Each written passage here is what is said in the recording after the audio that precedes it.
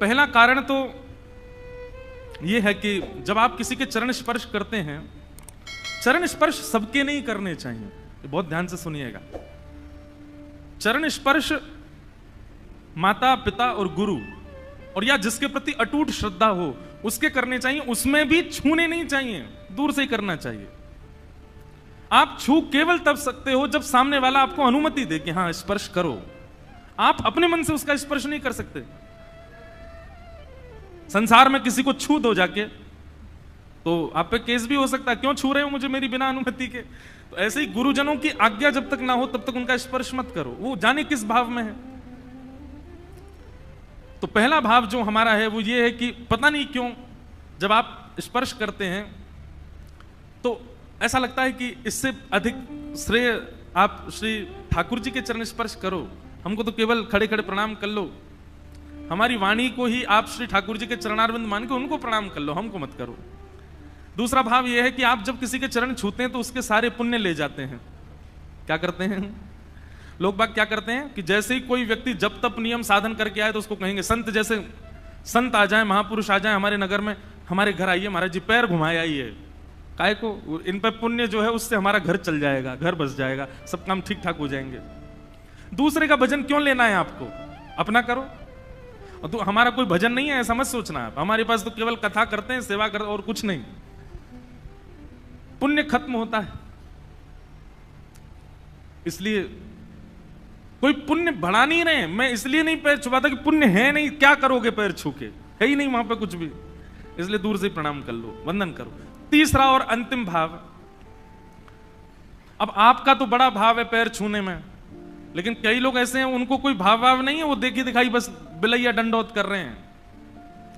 और जब ऐसा व्यक्ति दंडौत करता है ना तो कई बार आपके जिसको दंडौत किया गया है, जिसको प्रणाम किया गया, उसके भाव कम हो जाते हैं। मैंने बहुत बार ऐसा अनुभव किया कि कई लोग बिना भाव के स्पर्श कर देते हैं, मंच पर आकर के मैं ब्लैंक हो जाता हूं, मेरे सारे भाव जो मेरे मन में चल रहा था सब निकल जाता है। इसलिए हमने ये नियम बनाया, भाई हमारे चरण मत छुओ, आप ठाकुर जी को प्रणाम करो। और प्रणाम करने का बहुत मन है तो ये तो मेरे लिए नहीं, क्या सबके लिए होना चाहिए कि जब भी किसी वैष्णव को देखो दूर से प्रणाम करो, उसका मार्ग अवरुद्ध करके प्रणाम नहीं करना चाहिए, दूर से वंदन करो। आपकी श्रद्धा विशेष होनी चाहिए, स्पर्श विशेष हो इसका कोई आवश्यक नहीं। तो हम आप चिंतन कर रहे थे ठाकुर जी के चरणार विंद, हमें स्पर्श का सुख मिलता है, क्या हम इसके योग्य हैं? नहीं, लेकिन फिर भी ठाकुर जी हमको छुपाते हैं। और हमको नहीं, लाखों की तादाद में लोग दर्शन करने आते हैं, सबको स्पर्श करने का एक अधिकार। इससे आपने क्या सीखा? पंढरीनाथ भगवान इस भूमि पर पंढरपुर में आने वाले किसी भी वैष्णव को जाति में नहीं देखते, उसके गुणों में नहीं देखते, उसके रूप स्वरूप में नहीं देखते, धनवान है निर्धन है इस भाव में नहीं देखते, उसमें कोई अवगुण नहीं देखते। पंढरपुर में यदि कोई आ गया और श्री पंढरीनाथ भगवान के दर्शन को गया तो पंढरीनाथ भगवान चरण छुपाने के लिए बुलाएंगे ही बुलाएंगे, चाहे तुम जो भी हो।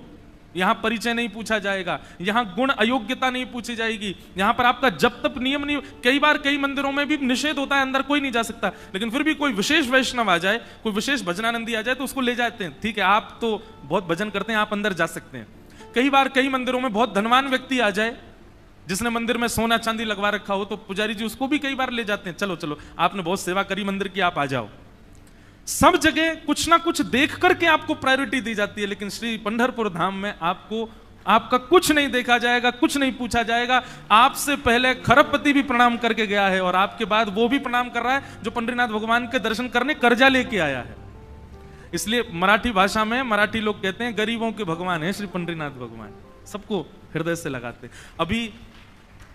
अभी विद्वत जनों ने बंद कर दिया, नहीं तो पहले पंढरपुर में श्री पंढरीनाथ भगवान को गले से लगाया जाता था।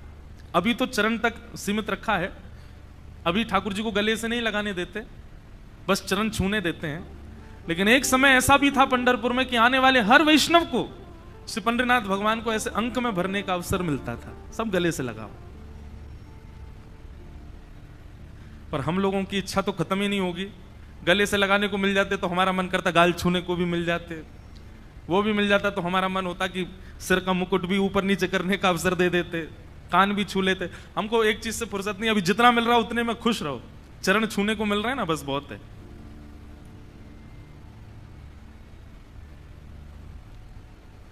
लेकिन हमने क्या सीखा कि पंडरीनाथ भगवान यहां पर दोष नहीं देखते। आप जैसे भी हो आओ, सबको स्वीकार करते हैं श्री पंडरीनाथ भगवान।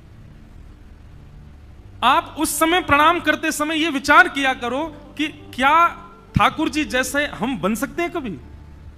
मैंने अपना ही अभी बता दिया कि मुझे ही नहीं प्रिय लगता कि कोई मेरे को प्रणाम करे, मुझे अंदर से ऐसा भाव आता है कि मैं इस योग्य नहीं, क्यों कर रहे हो।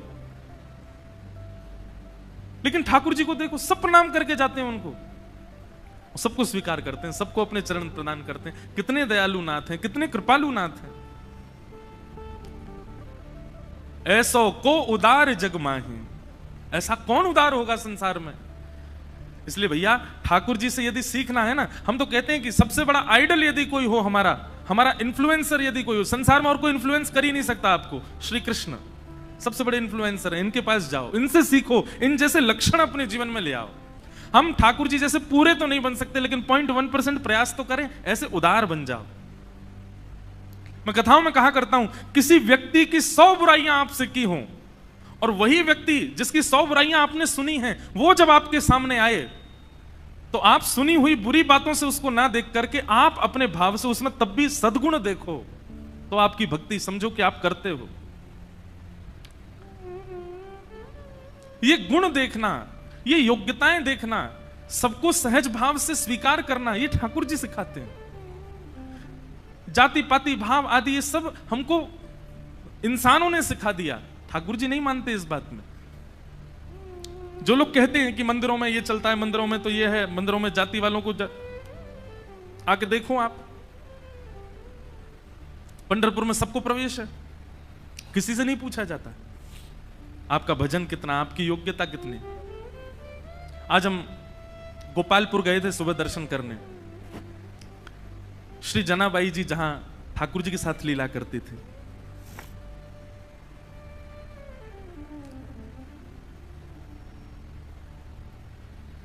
जनाबाई जी का चरित्र बहुत सुंदर है। महाराष्ट्र के किसी भी भक्त का आप चरित्र सुनो, अद्भुत है, एक अलग विलक्षण सुख मिलता है उसमें। और जब से मैं गोपालपुर होके आया, फिर लोगों से मिलके, मैं तब से जनाबाई जी का ही भाव सुन रहा था। अभी तक भी, यहां आने से पहले तक भी श्री जनाबाई जी का ही चरित्र पढ़ रहा था, और पढ़ते पढ़ते बार बार स्मरण कर रहा था उन स्थानों का जो जो हम देख करके आए गोपालपुर में। फिर सामने चंद्रभागा जी के तट पर ठाकुर जी के और भगवान श्री कृष्ण के और भगवान श्रीमन नारायण के चरण चिन्ह, चरण पादुका के दर्शन। तो जनाबाई जी का स्मरण हो रहा था बार बार। बहुत पावन चरित्र है श्री जनाबाई जी का। जनाबाई जी कैसे आई ठाकुर जी की शरण में? छोटी सी थी जनाबाई, अपने माता पिता के साथ आषाढ़ी एकादशी के दिन आई यहां पर, जिस दिन सबसे ज्यादा भीड़ होती है पंढरपुर में, और पहले से ही सोच करके आई थी कि मुझे वापस घर नहीं आना है। तो पंढरपुर में जब आई तो यहां पर वारी आती है, वारी को क्या बोलेंगे हिंदी में, लोगों के टोले आते हैं भर भर के, और महाराज कीर्तन करते हुए वारियां आई हुई थी। सब नाच रहे हैं, गा रहे हैं, विठल विठल विठला माजा पांडुरंगा विठला, जय जय राम कृष्ण हरि। पंढरपुर में आते ही नेत्र सजल हो गए। जनाबाई छोटी सी हैं, अभी 7-8 वर्ष की आयु है। मैंने एक दिन कथा में एक बात कही थी, भक्ति 2 लोगों के भीतर प्रकट होती है, या तो उसके जो पूर्व जन्म से करता आया था, कुछ शेष भाव रह गए थे, तो इस जन्म में जन्म से ही उसके अंदर भक्ति आ जाती है। 7-8-6 वर्ष की आयु में ही उसके अंदर भक्ति भाव फूटने लग जाते हैं। या तो उस व्यक्ति के अंदर भक्ति आती है जिसके अंदर पूर्व जन्म से भक्ति भाव हो, या फिर उसके अंदर भक्ति आती है जो घोर नास्तिक हो। 2 ही लोग ही भक्ति भाव में प्रवृत्त होते हैं। जनाबाई आई और यहां भीड़ में अपने माता पिता की उंगली पकड़ करके घूम रही थी, और वारी में जब आगे पीछे लोगों के धक्का मुक्की हुई तो माता पिता का हाथ छूटा नहीं, छोड़ दिया जानबूझ करके, खो गई बड़ी भीड़ में। बालक तो खोकर के रोते हैं। जनाबाई नाच रही थी कि हाँ अब अच्छा हुआ, अब मैं अकेली हूं, अब मैं यहीं खो जाऊंगी, माता पिता को मिलूंगी नहीं और सदा के लिए अपने विठोबा के पास रहूंगी, अपने विठ्ठल के पास रहूंगी। माता पिता ने ढूंढने का प्रयास किया, लेकिन जनाबाई मिली नहीं। जनाबाई प्रसन्न हैं क्योंकि उनका परिवार तो श्री पंढरपुरी है ना। एकनाथ जी महाराज अपने एक भाव में कहते हैं, माझे माहेर पंढरी आहे भीवरे चातेरे। अब देखो मराठी मुझे भी नहीं समझ आती और बहुत लोगों को भी नहीं समझ आती, पर हम जिनके यहां बैठ के खा रहे हैं, जिनका खा रहे हैं, उनको प्रणाम तो करेंगे ना। एकनाथ जी महाराज कहते हैं, मैं अर्थ बताता हुआ बोलूंगा। माझे माहिर पंढरी, माहिर मतलब मेरा तो मायका पंढरपुर है। आहे भीवरे चातेरी, कौन सा पंढरपुर? बोले जो भीमा नदी के तट पर विराजमान है वो पंढरपुर मेरा मायका है। और बाप आई आई, बाप आई आई, माझे विठ्ठले रखुमाई, माझे विठ्ठले रखुमाई, माझे विठ्ठले रखुमाई। मेरे पिता माता कौन है? बाप आई, बोले विठ्ठले रखुमाई। अच्छा यहाँ पे उल्टा है, यहाँ पे पिताजी रुक्मणी जी हैं, मैया विठ्ठल भगवान है। पंढरपुर में उल्टा है। माउली कौन है? बोले माउली हमारी मैया कौन है? हमारा ध्यान रखने वाली, भूख लगने पे खिलाने वाली, नींद आने पे सुलाने वाली, हमारा ध्यान रखने कौन है मैया हमारी? बोले विठ्ठलनाथ, हमारी माउली है। और वैसे अर्थ तो यही है कि पिताजी विठ्ठल भगवान, रुक्मणी मैया, लेकिन हम ब्रजवासी ना अपनी बात तो जोड़ेंगे। रुक्मणी जी पिताजी का रोल निभाती हैं, यहाँ पर मैया का रोल तो श्री पंडरीनाथ भगवान निभाते हैं। बाप आई आई, माझे विठ्ठले रखुमाई, माझे विठ्ठले रखुमाई, माहे माहेर पंढरी, माझे माहेर पंढरी आहे भीवरे चातेरे। माझ बहिण चंद्रभागा, माझ बहिण चंद्रभागा। जो गाएगा उसकी बात सिद्ध होगी। अब मैं कह रहा हूं कि मेरे माता पिता विठ्ठल रखुमाई, तो मेरी बात सिद्ध हो रही है। आप चुपचाप बैठ के सुन रहे हो तो आपकी बात सिद्ध नहीं होगी। गाओ मेरे पीछे, माझ बहिण चंद्रभागा, माझ बहिण चंद्रभागा, करत से पाप भंग, करत से पाप भंग, माझ बहिण चंद्रभागा, माझ बहिण चंद्र। हमारी बहन कौन है? माता पिता तो विठ्ठल रखुमाई है और बहन हमारी कौन है? श्री चंद्रभागा, ये हमारी बहन है। इस बार पंढरपुर में संबंध बना जाओ ताकि बार बार विठ्ठल भगवान बुलाते रहें। बिना संबंध बनाए चलेगा। सुनो एक बात हमारी, ये भक्ति भाव के संबंध दुनिया में बनाओ, पर ये पारिवारिक संबंध तो पंढरपुर में बना के जाओ। ठाकुर जी से कह देना, मैया हम जा रहे हैं, अपने अपने काम पे जा रहे हैं, पैसा कमाने जा रहे हैं, बढ़िया अपना व्यापार बड़ा करने जा रहे हैं। और जब पैसा बहुत कमा लेता है बेटा तो माँ खुश होती है ना, हे पंडरीनाथ आप खुश हो जाना। और आप अपनी खुशी कैसे बताना? हमको पंढरपुर बुला के बता देना कि आप बहुत खुश हो। यही भाव चल रहा है जनाबाई के चित्त में। माता पिता बिछुड़ गए, मेला में छूट गए पीछे, लेकिन जनाबाई इस बात से दुखी नहीं है। बोले क्यों? बोले मेरे माता पिता तो विठ्ठल रखुमाई है, मेरी बहन तो चंद्रभागा है। ये सब संत महापुरुष जो उछल उछल करके राम कृष्ण हरि कीर्तन कर रहे हैं, ये सब मेरे भाई बंधु हैं, यही मेरा परिवार है, मैं अब इन्हीं के बीच में रहूंगी। जनाबाई बताओ, बिछुड़ने पर प्रसन्न हो रही है, खो गई है मेले में, चंद्रभागा नदी के तट पर बैठी हैं। लेकिन एक दिन, 2 दिन, 3 दिन, 4 दिन बीत गए। बहुत भीड़ होने के कारण जनाबाई को ठाकुर जी का दर्शन नहीं हुआ। मंदिर में प्रवेश करती है, लेकिन सुबह से रात हो जाती है, खड़े खड़े मंदिर में जा ही नहीं पा रही जनाबाई। तब चंद्रभागा के तट पर जाकर के बैठी हैं और जाकर के अपने हृदय पर हाथ रख के कह रही, अरे मेरे बिठोवा, अरे मेरे बिठू राये, कब मिलोगे? तुम्हारे लिए सब छोड़ करके आ गई मैं। मीराबाई का भाव है ना, भाई छोड़िया बंधु छोड़िया, छोड़िया जग सोए, साधुअन संग बैठ बैठ, साधुअन संग बैठ बैठ, लोक लाज खोई रे, मेरे तो गिरधर गोपाल, दूसरो न कोई, दूसरो न कोई। सब छोड़ दिया मैंने विठोबा आपके लिए, और आप हो भीतर बैठे हो बस ऐसे कमर पर हाथ धर के, मुझे दर्शन ही नहीं दे रहे हो। बंधुओं, धाम की कृपा का अनुभव करना हो ना, तो धाम में विराजमान जो छोटे छोटे तीर्थ हैं, जैसे अब पंढरपुर का मुख्य तीर्थ क्या है? पंढरीनाथ भगवान का मंदिर, लेकिन वहां तो सबकी भीड़ लगी है, सबको दर्शन हो जाए सुलभ नहीं। तो जब तक पंढरीनाथ भगवान दर्शन नहीं दे रहे, ये आसपास छोटे छोटे तीर्थ जो है, यहां जा करके दर्शन करो। चंद्रभागा जी से प्रणाम करो, गोपालपुर में जाकर के प्रणाम करो, और बाहर पंढरीनाथ भगवान के मंदिर के सामने नीचे चंद्रभागा जी के तट पर पुंडलीक का स्थान है, वहां प्रणाम करो। ये विष्णुपदी जाकर के प्रणाम करो। पंढरपुर की 2-2.5 किलोमीटर की परिक्रमा, वो परिक्रमा कर, प्रदक्षिणा करके प्रणाम करो। ये छोटे तीर्थों से प्रणाम करके कहो कि आप पंढरीनाथ जी को कहो ना कि हमको दर्शन दें। मूल और वास्तविक दर्शन की विधा तो यही है। ये छोटे तीर्थ इसीलिए बनाए कि भाई इनको रिझाओ, तो ये अप्रोच लगाएंगे ऊपर की भाई इसको दर्शन दो, तब आपको दर्शन होगा ठाकुर जी का। अब हम तो ज्यादा ही बड़े लोग बन गए ना, वीवीआईपी घुस जाते हैं भीतर, लेकिन मूल उद्देश्य, मूल तरीका तो यही होना चाहिए। छोटे छोटे तीर्थों में जाकर के वंदन करो, उनकी कृपा से ठाकुर जी का दर्शन हो। हमारे वृंदावन में श्री यमुना जी से प्रार्थना करो, ब्रजवासियों से प्रार्थना करो, रज से प्रार्थना करो, तब बिहारी जी का दर्शन होगा। तो जनाबाई बैठी हैं और चंद्रभागा जी के तट पर बैठी बैठी रुदन कर रही हैं कि हे विठोबा कब मिलोगे, हे विठुराय कब मिलोगे। तभी उनके रुदन के स्वर को एक महापुरुष ने सुना। बहुत ध्यान से सुनो। और वो महापुरुष कौन है? श्री नामदेव जी के पिताजी।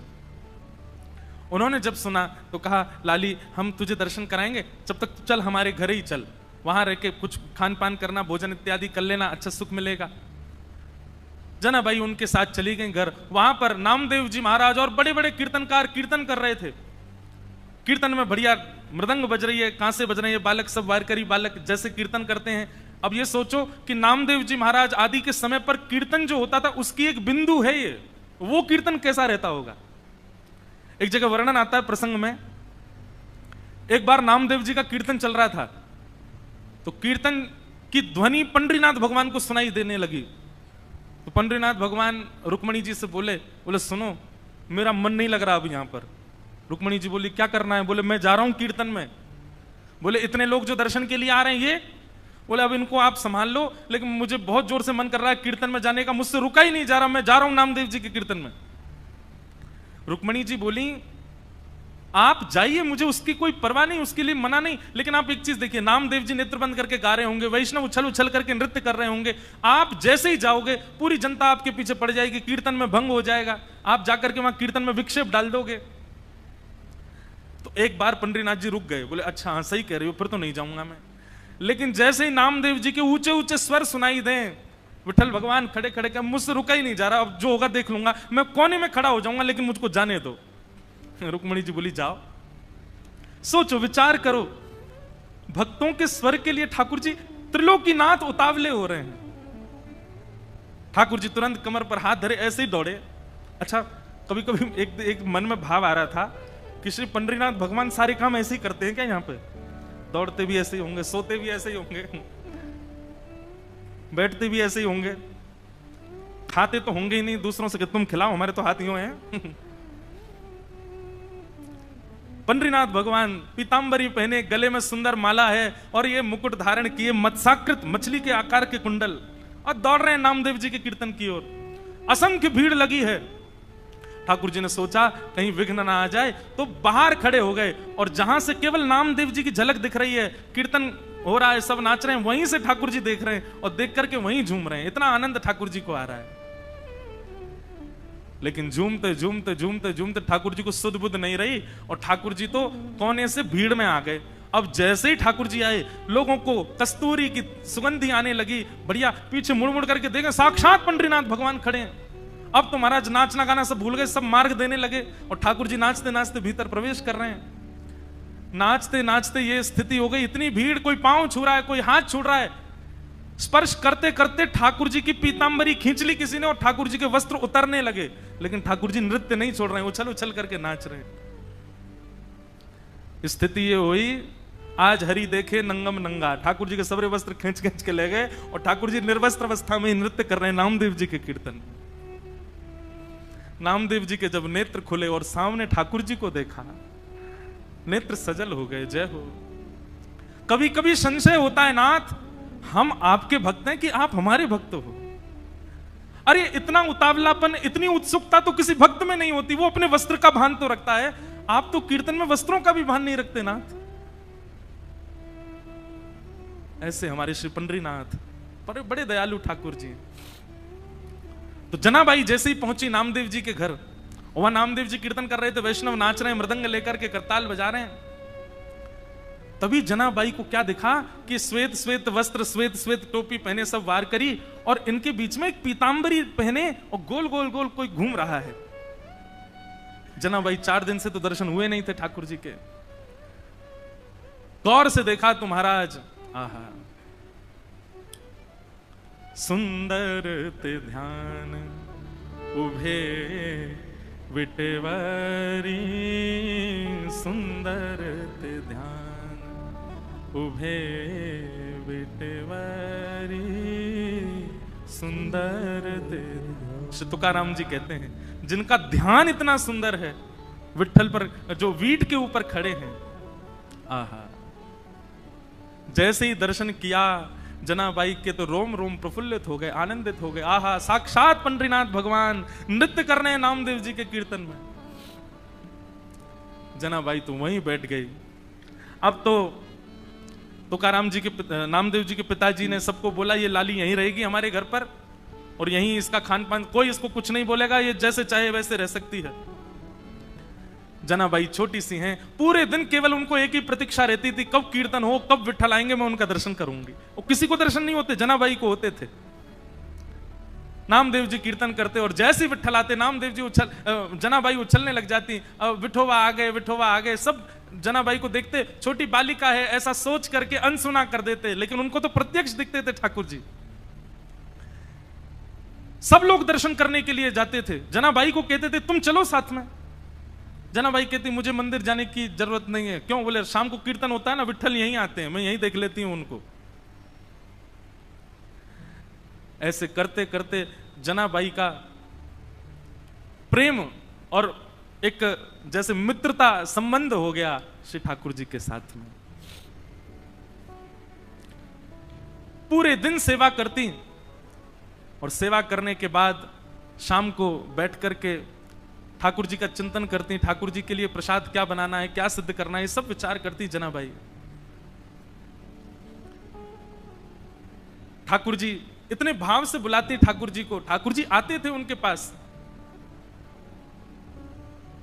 एक दिन की बात, नामदेव जी ने ऐसा सुंदर कीर्तन किया कि ठाकुर जी और दिन से ज्यादा अधिक नृत्य किए उस दिन। इतना नृत्य किया कि जनाबाई जैसे ही कीर्तन पूर्ण हुआ, जनाबाई रोने लगी। कोने में बैठी बैठी रो रही थी। सब लोग सोचने लगे क्या हो गया, पता नहीं छोटी सी बालिका रो रही है। नामदेव जी के पिताजी ने जाकर के कहा, बोले हे जनाबाई तुम रो क्यों रही हो? जनाबाई कहती हैं आज कीर्तन इतना सुंदर हुआ। बोले सुंदर कीर्तन में रोया जाता है? बोले नहीं, मैं इसलिए नहीं रो रही, आज कीर्तन इतना सुंदर हुआ कि पंडरीनाथ आए, विठोबा आए और इतना नृत्य किया, मुझे तो मन में पीड़ा हो रही है। वो पूरे दिन खड़े रहते हैं, इतना नृत्य करके गए, कहीं उनके पांव दर्द तो नहीं कर रहे होंगे, कोई उनके पांव दबा रहा होगा कि नहीं, मुझे तो उस बात की बड़ी पीड़ा होती है।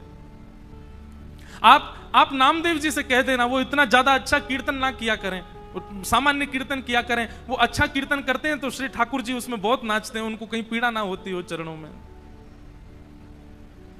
बंधुओं, ये सब भाव ठाकुर जी आपके जब से प्रसन्न होते हैं, तब से प्रसन्न होते हैं, नियमों से प्रसन्न होते हैं, आपकी विचारधारा भावनाओं सबसे प्रसन्न होते हैं। पर जब ऐसी भावनात्मक बुद्धि आपकी हो जाती है, आप छोटे छोटे भावों में भी चिंतन करने लगते हो, तब ठाकुर जी अति प्रसन्न होते हैं।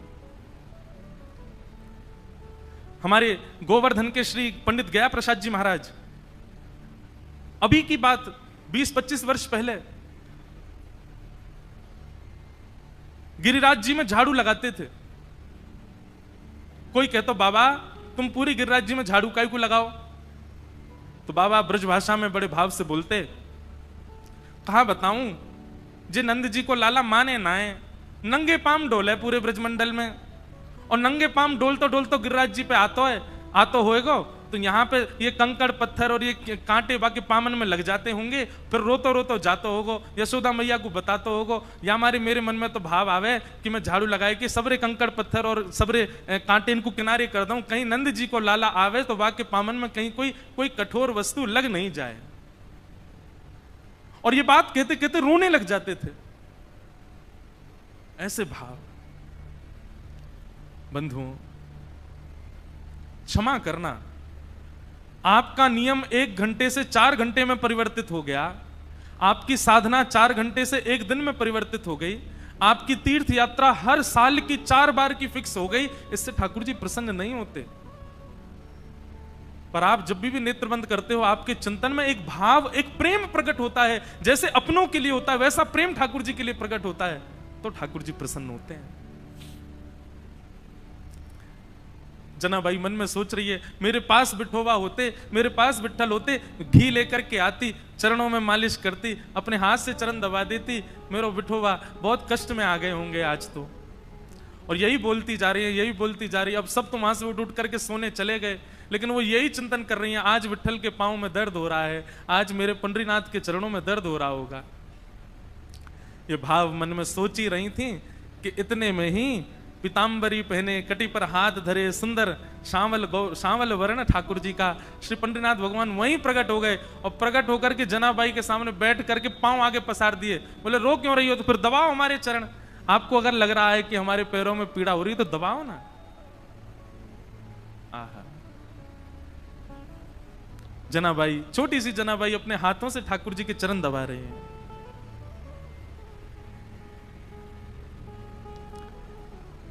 चरण दबाती जा रही हैं और मुखमंडल के रूप को देखती जा रही हैं, कैसा स्वरूप है श्री ठाकुर जी का। अब छोटी सी बालिका, और क्या कोई वेद मंत्र तो आते नहीं उनको, कोई शास्त्रों की बात तो आती नहीं, ठाकुर जी से पूछें। पैर दबाते दबाते जनाबाई पूछ रही है, भोजन किया आपने? ठाकुर जी बोले हाँ किया। तो क्या पाया?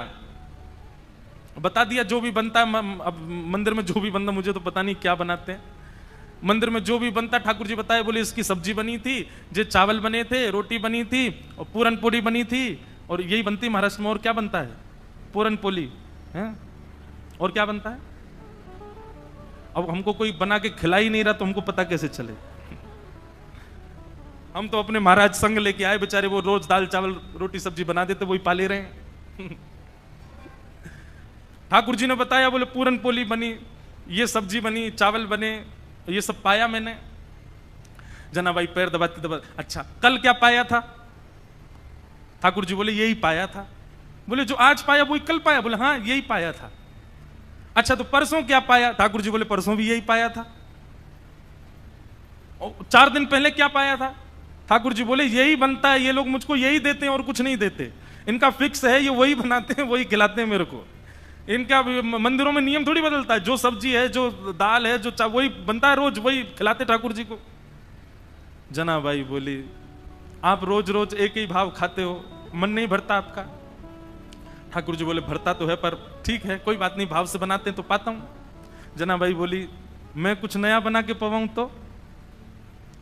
ठाकुर जी बोले तुम बनाओगी? बोले अभी बना के लाऊं, आप बस बैठो मैं लेके आती हूं। जनाबाई रात में ही गई, महाराज सुंदर रसोई सिद्ध करी, सुंदर नए नए पकवान बनाए, नई नई सामग्री बनाई, और सामग्री बना के थाल में सजा। आधी रात सब सोए हैं पंढरपुर में, और वहां गोपालपुर के ऊपर के स्थान आज हम गए थे तो वहीं के चिंतन आ रहा है, वहां ठाकुर जी बैठे हैं, ठंडी ठंडी हवा चल रही है, और जनाबाई ने लाके थाली सामने रख दी, ठाकुर जी को कहा पाओ। ठाकुर जी पा रहे हैं प्रेम से, वो बड़ा सिर हिला हिला करके चटकारे मार मार करके पा रहे हैं। बोले आहा, आज तो नया नया भोजन मिला है। हाँ जना भाई, तने तो आज आनंद कर दिया, इतना सुंदर भोजन बनाया। बीच बीच में ठाकुर जी इतनी जल्दी खाते हैं कि अपने वस्त्रों पर गिरा देते हैं। तो जना बाई कहती है, अरे आराम से खाओ, कहाँ जाना है? बोले तुमको क्या पता, अभी 3:30 बजे मंगला आरती होनी है, मुझे पहुंचना है अभी वहां पर। ठाकुर जी प्रेम से पा रहे हैं। बीच बीच में जना बाई का इच्छा होती, मन होती है कि मैं खिला दूं एक ग्रास, लेकिन अभी भय लग रहा है मन में कि कहीं मैंने कहीं हाथ बढ़ा दिया तो कहीं ठाकुर जी नाराज तो नहीं हो जाएंगे। ठाकुर जी ने प्रसाद पाया, बोले जना भाई कल फिर आऊंगा, बढ़िया बना के रखना, कुछ अच्छा फिर पाऊंगा कल, अभी जाता हूं। हाँ मंगला की समय हो गई। ठाकुर जी दौड़े आए, सीधे महाराज घंटे घड़ियाल बजने लगे और मंगला आरती शुरू। 3:30-4 बजे से ठाकुर जी का अभिषेक होने लगा। 1 दिन 2 दिन 3 दिन 4 दिन 5 दिन बीत गए। रोज ठाकुर जी रात में चले जाते हैं और प्रसाद पाके आते हैं। रुक्मणी जी आई एक दिन मंदिर में और यहां बस शयन की तैयारी हो रही थी। रुक्मणी जी आकर के बोली, वो भी ऐसी खड़ी हैं, ऐसी बोली होंगी, कहां जाते हो आप रात को? ये इतनी रात को कहां जाते हो आप, सही सी बताना। ठाकुर जी बोले, गोपालपुर जाता हूं, वहां पर एक मेरी भक्त है जना बाई, ये मंदिर में तो रोज एक सा ही बना देते हैं, वहां पे बड़ा नया नया बनाती है, वो खाने में बहुत सुख मिलता है, वहां जाता हूं भोजन करने। रुक्मणी जी बोली, अच्छा इतना अच्छा भोजन बनता है कि रोज जाते हो? बोला हाँ, वो बड़े भाव से बनाती है। रुक्मणी जी बोली, हमको भी ले चलो, हमको भी खिला लाओ। ठाकुर जी बोले, लेके चलूंगा लेकिन खिलाऊंगा नहीं, खाऊंगा तो अकेला मैं। वो छोटी सी है, छोटे छोटे उसके हाथ हैं, वो छोटे छोटे हाथ से थोड़ी सी दाल बनाती है, थोड़ी सी सब्जी बनाती है, एक ही पूरन पूली बना पाती है बेचारी। और तुम चलोगी, तुम्हारा भी पेट मेरा भी पेट, उसको बहुत श्रम हो जाएगा, उसको इतना नहीं बनवाना भोजन। चलो साथ में, लेकिन दूर खड़ी रहना, देखती रहना, और बीच में भी मत आना, वो सहजता उसकी खत्म हो जाएगी, वो तुमको देख के फिर बनावटी बात करेगी। रुक्मणी जी बोली, ले चलो, कुछ खिलाना नहीं, नहीं आऊंगी बीच में, लेकिन ले तो चलो, मैं भी तो देखूं ऐसा क्या, ऐसा उसका क्या भाग्य कि पंडरीनाथ रात में जाते हैं। रुक्मणी जी गई हैं, दूर खड़ी देख रही हैं, जना बाई थाल लेकर के आई है। ठाकुर जी प्रेम से पा रहे हैं। ठाकुर जी पाते, आज ही जनाबाई के मन में आया, बोले आज तो मैं अपने हाथ से खिला के मानूंगी, रोज तो ये मैं डर के मारे नहीं खिला पाती। ठाकुर जी जिम रहे थे बढ़िया प्रेम से, और चटकारे अपनी उंगलियां चाट चाट करके, बढ़िया, आहा बहुत अच्छा बना है। दूर खड़ी रुक्मणी जी के नेत्र सजल हो रहे हैं, ये सौभाग्य तो मुझे भी नहीं मिला कभी, जैसा सौभाग्य जनाबाई को दे रहे हैं। बीच में जनाबाई के मन में भाव आया, आज तो मुझे खिलाना ही है। तभी एक सामग्री उठाकर जनाबाई कहती, बिठोबा ये तो पाओ, और ऐसे खाने में तल्लीन थे ठाकुर जी। ठाकुर जी ने भी विचार नहीं किया, ठाकुर जी ने भी मुख खोल दिया, हाँ खिलाओ। और जनाबाई ने जैसे ही अपना मुख अपने हस्त कमल से सामग्री ठाकुर जी के मुख में दी है, जनाबाई का हाथ वहीं रुक गया, ठाकुर जी का मुख वहीं रुक गया, दोनों के नेत्र सजल। और दूर खड़ी रुक्मणी जी भी कह रही हैं, धन्य है जनाबाई, धन्य है, इनका सौभाग्य देखो, ठाकुर जी साक्षात इनके हाथों से पा रहे हैं। ऐसा भाव। रुक्मणी जी नतमस्तक हो गई, मन में विचार करने लगी कि मैं भी जनाबाई से मित्रता कर लूं, इनके बहाने मुझे भी ये सुख मिल जाया करेगा। जो सुख लक्ष्मी जी को भी नहीं है, वो जनाबाई को दे रहे हैं ठाकुर जी। ठाकुर जी नित्य जाते हैं, रात भर जनाबाई के पास रहते हैं और कुछ नहीं करते। जनाबाई अपना काम करती रहती है, ठाकुर जी बैठे बैठे देखते रहते हैं। बंधुओं, भक्ति जब अपनी स्थिति में आएगी, जैसे मैंने आज प्रारंभ में कहा ना, एक माइलस्टोन, एक बात याद रखिएगा, आपका नाम जब, आपकी साधना, आपका कथा श्रवण, आपका नित्य भगवत स्मरण, उसमें एक बहुत विशेष माइलस्टोन जो आएगा वो ये कि एक दिन आप अपने भावों को शब्द में परिवर्तित करके गाने लग जाओगे। माफ कीजिएगा, क्षमा कीजिएगा, लेकिन अभी भक्ति में गायन प्रारंभ नहीं हुआ, भक्ति में लिखना प्रारंभ नहीं हुआ, भक्ति में शब्दों में पिरो करके उन भावों को पदावली के रूप में करने का प्रारंभ नहीं हुआ, तो अभी आप उस माइलस्टोन पर पहुंच नहीं पाए हो। बात समझ रहे हैं ना मेरी? आपके भक्ति भाव शब्द में परिवर्तित होने लग जाएं, आपका मन हो मैं लिखूं, मैं गाऊं, मैं सुनाऊं, तब समझो कि हाँ अब एक सीमा पर आप पहुंच गए हो, ठाकुर जी के समीप बस पहुंचने ही वाले हो। हम एक बात कथा में कहते हैं, जिसने भी पाया गा करके ही पाया, बिना गाए किसी ने नहीं पाया।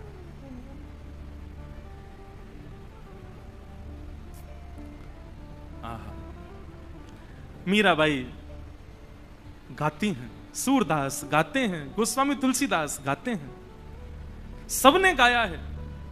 आपका भजन, आपकी साधना जब तक गायन में परिवर्तित ना हो, समझना अभी ठाकुर जी दूर हैं आपसे। प्रयास किया करो, उल्टा सीधा ही लिखा करो, लेकिन अपने भावों को पद में लिखने का। कल हम वृंदावन रसामृत पद गा रहे थे, कोई अपनी योग्यता नहीं बता रहा हूं मैं, क्षमा करना, मैं हूं भी नहीं इस लायक, पर पद गाते गाते अंतिम पंक्ति लिखी हमने ठाकुर जी के लिए,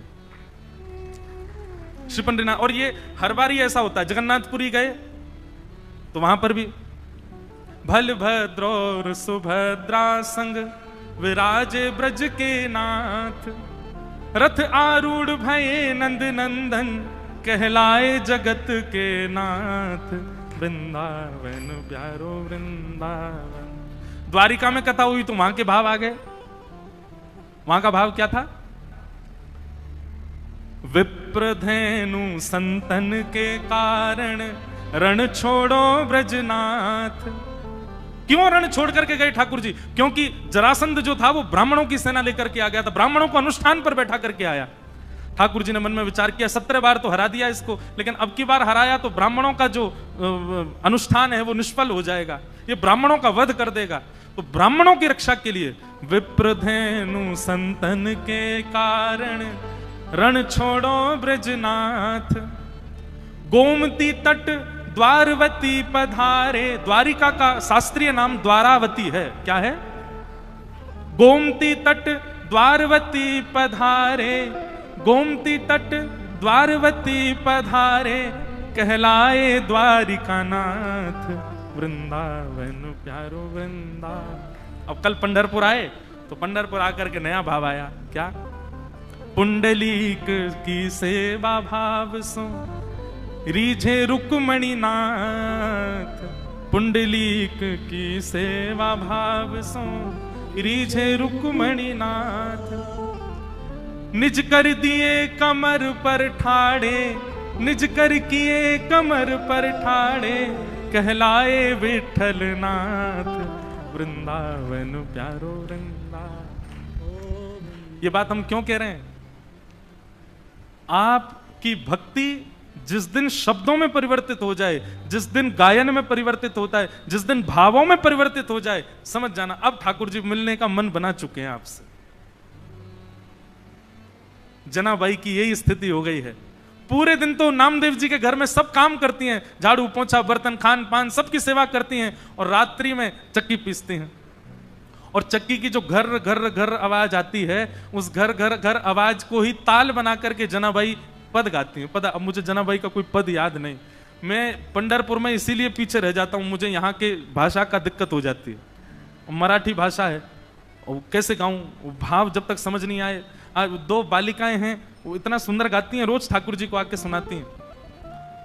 और मैं उनसे सुनता तो हूं, फिर मैं पूछता हूं इसका अर्थ क्या है, फिर अर्थ सोच करके सोचता हूं अब मैं गाऊंगा, लेकिन वो शब्द मुझे नहीं बैठ पाते बढ़िया से जुबान पे। तो जनाबाई पद गा रही थी आज, और महाराज ध्यान से सुनिएगा सब लोग, जनाबाई पद गा रही थी और इतने में ठाकुर जी आ गए। और ठाकुर जी आकर के मानो पीछे खंबे से टेक लगा करके और नेत्र बंद करके बड़े भाव से सुन रहे हैं जनाबाई के भाव।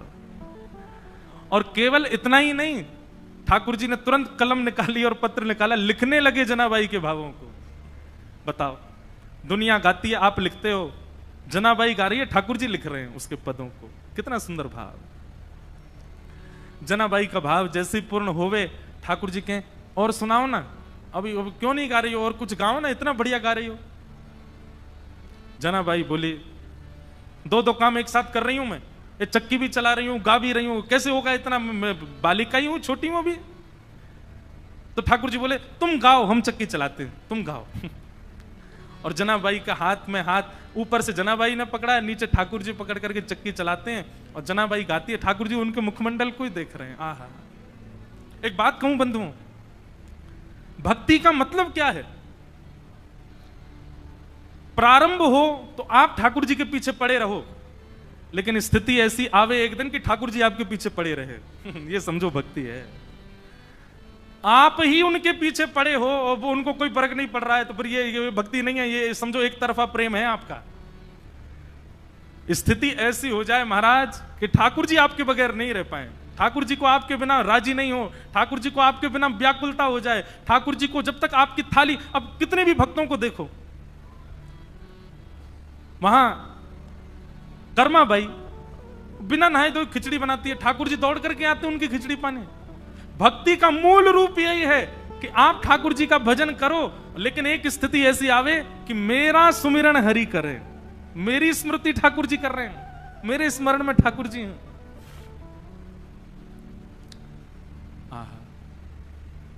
जनाबाई के भाव इतने प्रिय लगने लगे। ठाकुर जी कहें तेरे काम मैं करूं, तू बस गाती रहे। ठाकुर जी चक्की चलाते हैं वहां बैठे बैठे।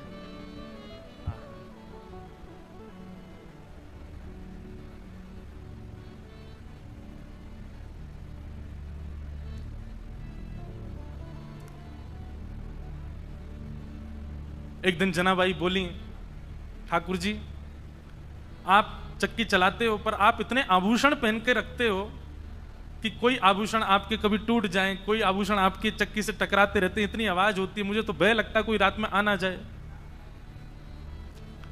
ठाकुर जी बोले हम आभूषण उतार देते हैं। तो ठाकुर जी ने अपने सारे आभूषण उतार करके रख दिए और लिए चक्की पीसने लगे।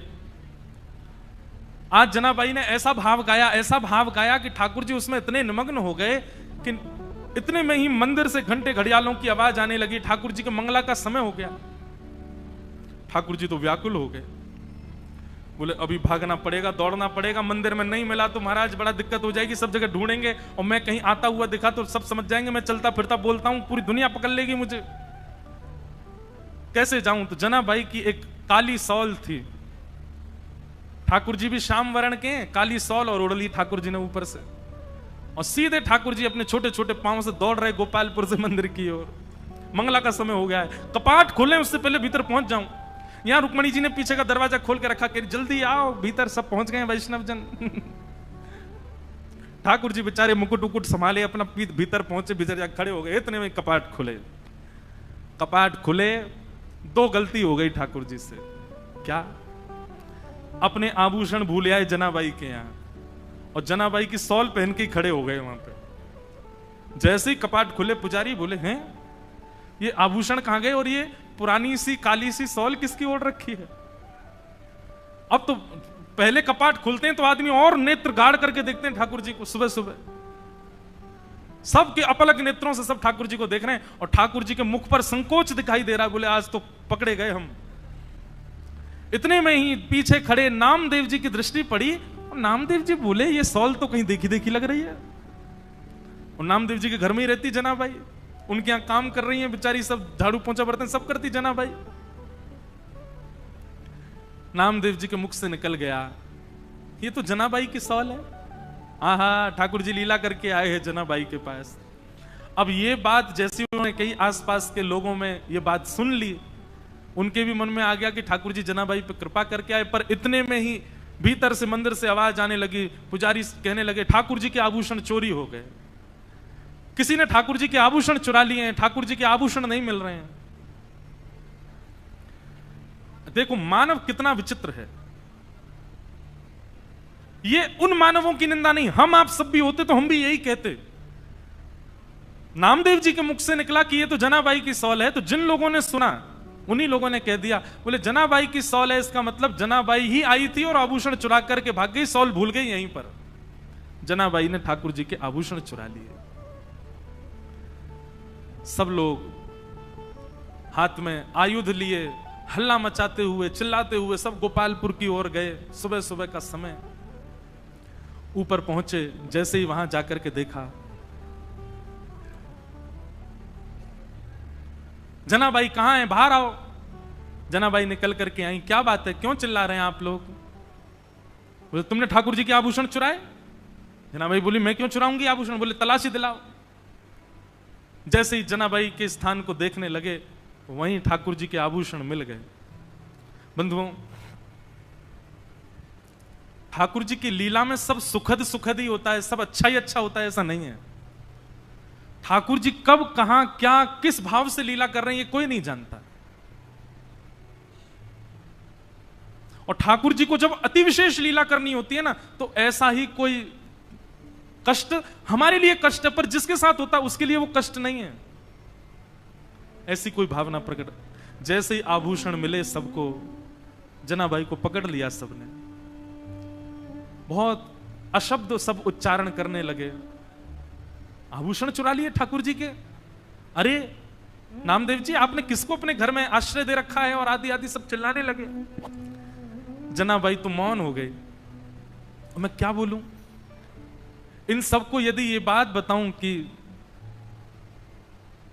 रात्रि में ठाकुर जी मेरे यहां आए हैं, तो ये नहीं मानेंगे। ठाकुर जी लीला करके गए, ये सब कोई स्वीकार नहीं करेंगे। जनाबाई ने एक दो बार थोड़ा सा हट तो किया, लेकिन किसी ने नहीं माना। और सब ने मिलकर के एक योजना बनाई। मैया अभी बैठो, अभी कथा चल रही है, हाँ अभी विराज, कथा के बीच में नहीं, हाँ मिलेंगे हम आपसे। विचार करने लगे क्या करें। सबने मिलकर के कहा कि दंड दो। और दंड क्या है? बोले मृत्यु दंड दो। नामदेव जी मनी मन समझ गए कि ठाकुर जी अब जनाबाई को अपने अंतरंग लीला में प्रवेश देना चाह रहे हैं, इसीलिए लीला चल रही है। समाज के लोग उनके भाव को नहीं समझ पा रहे थे। ये संसार का एक नियम है कि जब मूल व्यक्ति हमारे सन्मुख होता है, तब हम उसके भाव को नहीं समझ पाते। आज उन्हीं जनाबाई को पूरा विश्व पूज रहा है। पंढरपुर आने वाला हर वैष्णव प्रणाम कर रहा है। एक सूली लगा दी गई, जनाबाई को खड़ा कर दिया उसमें, परंतु श्री पंडरीनाथ भगवान ऐसा होने तो नहीं देते। देखते ही देखते जो सूली बनाई गई थी वो जल के आकृति में परिवर्तित हो गई, और श्री जनाबाई ठाकुर जी में ही विलीन हो गई। ठाकुर जी में ही उनका समावेश हो गया। सब ढूंढने लगे, खोजने लगे, जनाबाई कहां है, जनाबाई कहां है। कई लोगों को आत्मग्लानि होने लगी, अपने आप को कोसने लगे, हमने क्या किया, एक परम भक्ता वैष्णवी जनाबाई के साथ ऐसा किया। पर अब कहां जनाबाई मिलने वाली हैं, वो तो श्री विठल के साथ में है, विठल के अंतरंग भाव में प्रवेश कर गए। ऐसी भक्तिमती जनाबाई, जिनके साथ इतनी लीला, इतनी कृपा श्री पंडरीनाथ भगवान ने की। उनके हाथ का बना हुआ प्रसाद पाते हैं, उनके हाथ के बने हुए सुंदर प्रसाद को उनके हाथ से पाते हैं। वो गाती हैं और पंडरीनाथ भगवान लिखते हैं, वो गाती हैं और पंडरीनाथ भगवान नृत्य करते हैं। ऐसी सी जनाबाई, उनको हम बारंबार वंदन करते हैं। एक भाव मुझे बहुत प्रिय लगता है।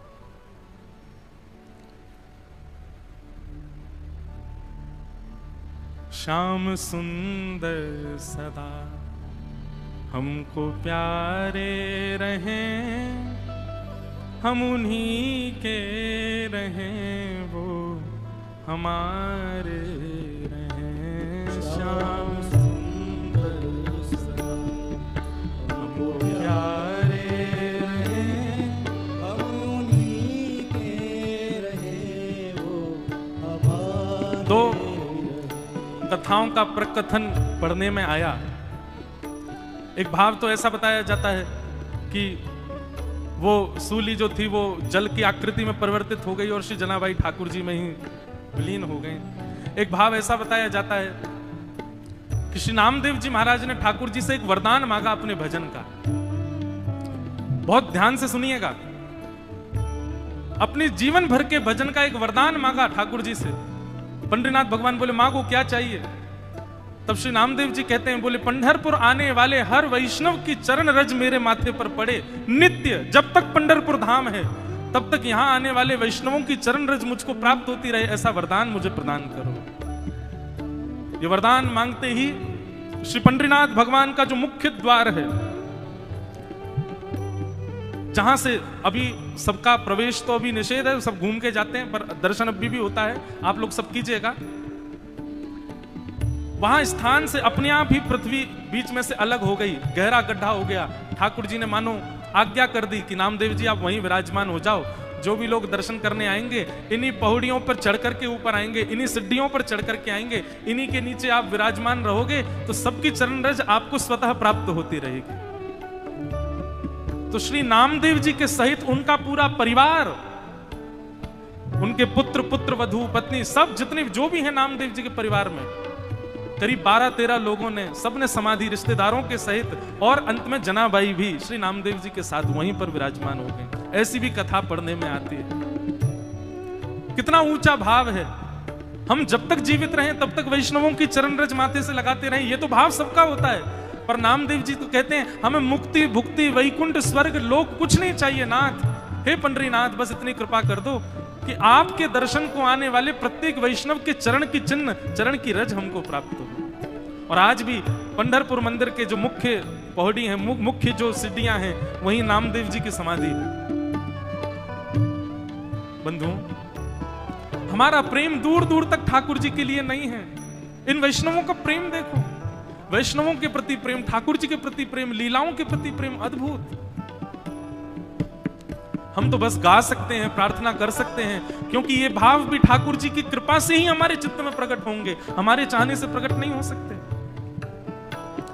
श्याम सुंदर सदा हमको प्यारे रहें, हम उन्हीं के रहें, वो हमारे रहें। श्याम सुंदर सदा हमको प्यारे, सब लोग गाओ।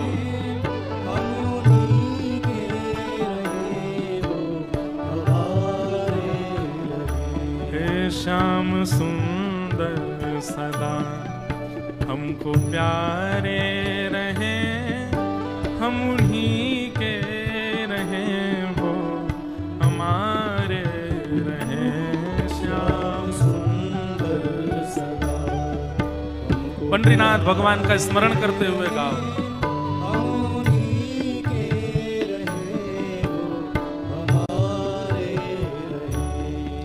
जिस डगर से मुरलिया की धुन आएगी, जिस डगर से मुरलिया की धुन आएगी, जिस डगर से मुरलिया की धुन आएगी, जिस डगर से मुरलिया की धुन आएगी, उस डगर पे उमरिया ये कट जाएगी, उस डगर पे उमरिया ये कट जाएगी, उस डगर पे उमरिया ये कट जाएगी, उस डगर पे उमरिया ये कट जाएगी। हे उस डगर पे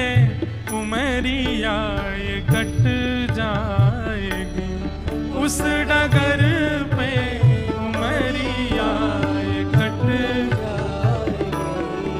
उनकी तस्वीर मन में बसाए रहें, हम उन्हीं के रहें, वो हमारे।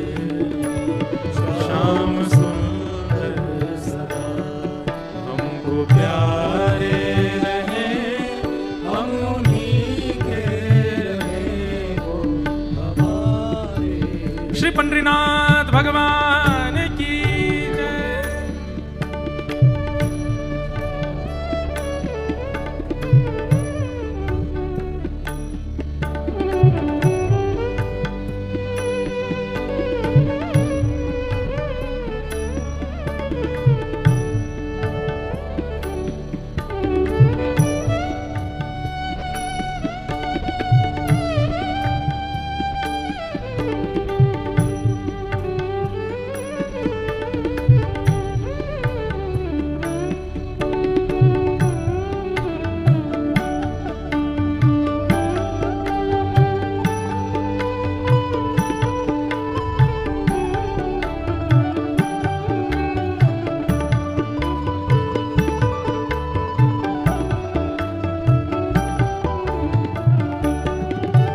मोह माया की नदिया बही जा रही, मोह माया की नदिया बही जा रही, मोह माया की नदिया बही जा रही, मोह माया की नदिया बही जा रही, मन की ममता को खींचे चली जा रही, मन की ममता को खींचे चली जा रही, हे मन की ममता को खींचे चली जा रही, मन की ममता को खींचे चली जा रही, हे मन की ममता को खींचे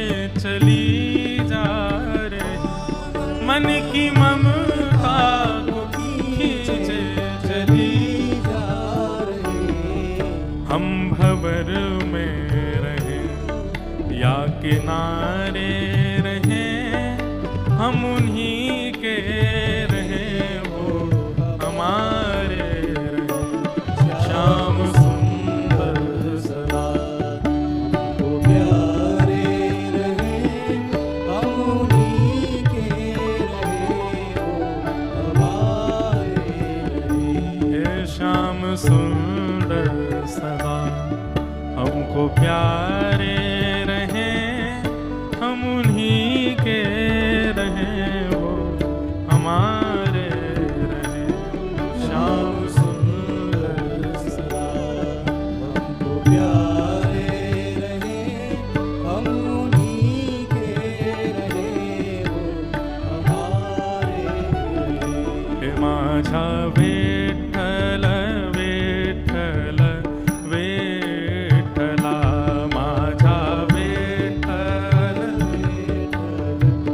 सब लोग गाओ, माझा विठ्ठल विठ्ठल विठ्ठला, माझा विठ्ठल विठ्ठल विठ्ठला, हे माझा पांडुरंग पांडुरंग विठ्ठला, माझा पांडुरंग पांडुरंग विठ्ठला, माझा पांडुरंग पांडुरंग विठ्ठला, माझा पांडुरंग पांडुरंग विठ्ठला, माझा विठ्ठल विठ्ठल विठ्ठला, माझा विठ्ठल विठ्ठल विठ्ठला, हे माझा विठ्ठल विठ्ठल विठ्ठला, माझा विठ्ठल विठ्ठल विठ्ठला, हे माझा विठ्ठल विठ्ठल विठ्ठला, माझा विठ्ठल विठ्ठल। बोलो भक्त वत्सल भगवान की, श्री विठ्ठल भगवान की, श्री पंडरीनाथ भगवान की जय। ऐसे भक्तराज भक्त राजों की भूमि है बंधुओं। जैसे हमारे वृंदावन की रज पूजनीय है ना, पंढरपुर की रज भी आप अपने माथे से नित्य लगा। यहाँ इतने भक्त आए, इतने वैष्णव आए, सारे संप्रदायाचार्य आए, हमारे श्री रामानुज स्वामी जी महाराज, आद्य गुरु शंकराचार्य, श्री चैतन्य महाप्रभु, सब ने इस भूमि पर आकर के भजन किया है। ये सामान्य भूमि नहीं है, ये महाराष्ट्र का वृंदावन है पंढरपुर, ये सत्य बात है। दक्षिण का वृंदावन, दक्षिण आ जाता है ना थोड़ा, वृंदावन है। ऐसे वृंदावन को बारंबार प्रणाम। बस एक ही अंतर है यहाँ के और हमारे वृंदावन में। हमारे यहाँ ब्रजभाषा बोलते हैं, यहाँ पर मराठी बोलते हैं। हमारे यहाँ ठाकुर जी माखन खाते हैं, यहाँ पर क्या करते हैं? काला, गोपाल काला गोपाल काला, कितना सुंदर भाव है। हमने एक माता जी को सेवा दी है, कल हमारे ठाकुर जी का भी गोपाल काला करो अब यहाँ तो जैसे हमारे यहाँ छाक लीला, ऐसे यहाँ ठाकुर जी की गोपाल काला। सब में बांट करके ठाकुर जी बढ़िया, खीर तो नहीं बोले, क्या बोलते हैं उसको, उसको काला ही बोलते हैं, काला ही बोलते हैं। हमारे यहां मक्खन गोरा, यहां पे काला वो होता काला नहीं है, उसको नाम दिया काला। महाराज वो काला जब होता है तो कहते हैं देवता भी लाइन में खड़े होते हैं कि हमको भी प्रसाद मिले। ठाकुर जी नहीं देते, बोले देवताओं को दो चीज दुर्लभ है, एक तो पंढरपुर का गोपाल काला, दूसरा भागवत की कथा। श्रीमद् भागवती वार्ता सुना नाम अपनी दुर्लभम, देवताओं को दुर्लभ है भागवत की कथा। तो सब देवता ब्रह्मा जी के पास गए, बोले ठाकुर जी गोपाल काला कर रहे हैं। अब ऐसे बोलते हैं गोपाल काला कर रहे हैं तो ऐसा लगता है सबके मुंह पे काली पोत रहे हैं क्या, लेकिन ठाकुर जी वो प्रसाद बांट रहे हैं सब में। ब्रह्मा जी से जाके कहा, बोले कि हमको भी चाहिए प्रसाद। ठाकुर जी ने अपने हाथ से सुंदर भाव निर्मित किया है। ब्रह्मा जी बोले ऐसे तो नहीं देंगे, सुनो चंद्रभागा जी में मछली बन के आ जाओ सबरे, हाथ धोने जाएंगे ना तो थोड़ा बहुत अंश मिलेगा, वो ही पालेंगे। सबरे देवता मछली बन करके आ गए। जैसे ही ठाकुर जी ने अपना हाथ बोरना चाहा धोने के लिए, सो ही ठाकुर जी को दिख गया 4 मुंह वाली मछली। बोले ये तो ब्रह्मा है तभी ठाकुर जी को इंद्र चंद्र सब दिखने लगे नीचे। ठाकुर जी ने जिन जिन को काला खिलाया था सबसे बोले कोई भी हाथ धोना नहीं, जो हाथ में लगा सब चाट जाओ, देवताओं को देना ही नहीं है, ये देवताओं के लिए दुर्लभ है। अच्छा, देवताओं को दुर्लभ है मतलब क्या है इस बात का? ठाकुर जी प्रेम का प्रसाद सबको नहीं देते, ठाकुर जी प्रेम का अंश सबको नहीं देते। आप कितने भी ज्ञानी हो जाओ, धनी हो जाओ, साक्षात देवता बन जाओ, प्रेम का भाव आपके अंश में नहीं आएगा। और क्षमा करना, प्रेम का भाव जिसके अंश में ठाकुर जी देंगे ना, वो लक्ष्मी नहीं रहेगी उसके पास, सांसारिक सुख नहीं रहेगा उसके पास, सब छीन लेते हैं ठाकुर जी। एक बात निश्चित है, लिख लीजिएगा, श्री कृष्ण जिसको स्वयं को प्रदान करेंगे उसका संसार छीन लेंगे। और क्षमा करें, जिसको संसार में सुख मिलता है, जिसको संसार में आनंद आ रहा है, जिसको संसार के विषय भोग भा रहे हैं, वो ठाकुर जी को नहीं पा सकता, ठाकुर जी नहीं मिलेंगे उसको। देवताओं को कहीं ना कहीं अपनी पदवी का तो एक अभिमान रहता है ना, हम देवता हैं, उनके पास पदवी है। ठाकुर जी कहते पदवी वालों को भी प्रेम नहीं मिलेगा, प्रेम तो उनको मिलेगा जो सब त्याग देते हैं मेरे लिए। क्योंकि जिसको स्वयं को दिया है ठाकुर जी, उसको संसार नहीं दे सकते, और जिसके पास संसार है उसको ठाकुर जी स्वयं को नहीं दे सकते। तो ऐसी भैया प्रेम की, भाव की, भक्ति की ये भूमि है पंढरपुर, यहां की रज को प्रणाम। कथा क्रम में हम लोग आगे चलें।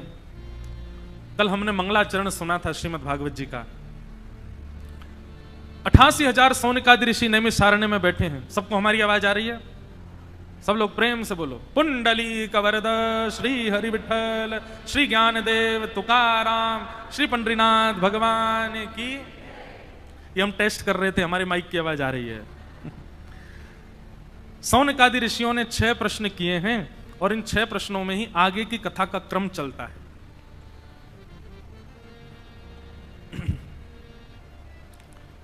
छह प्रश्न कौन कौन से हैं?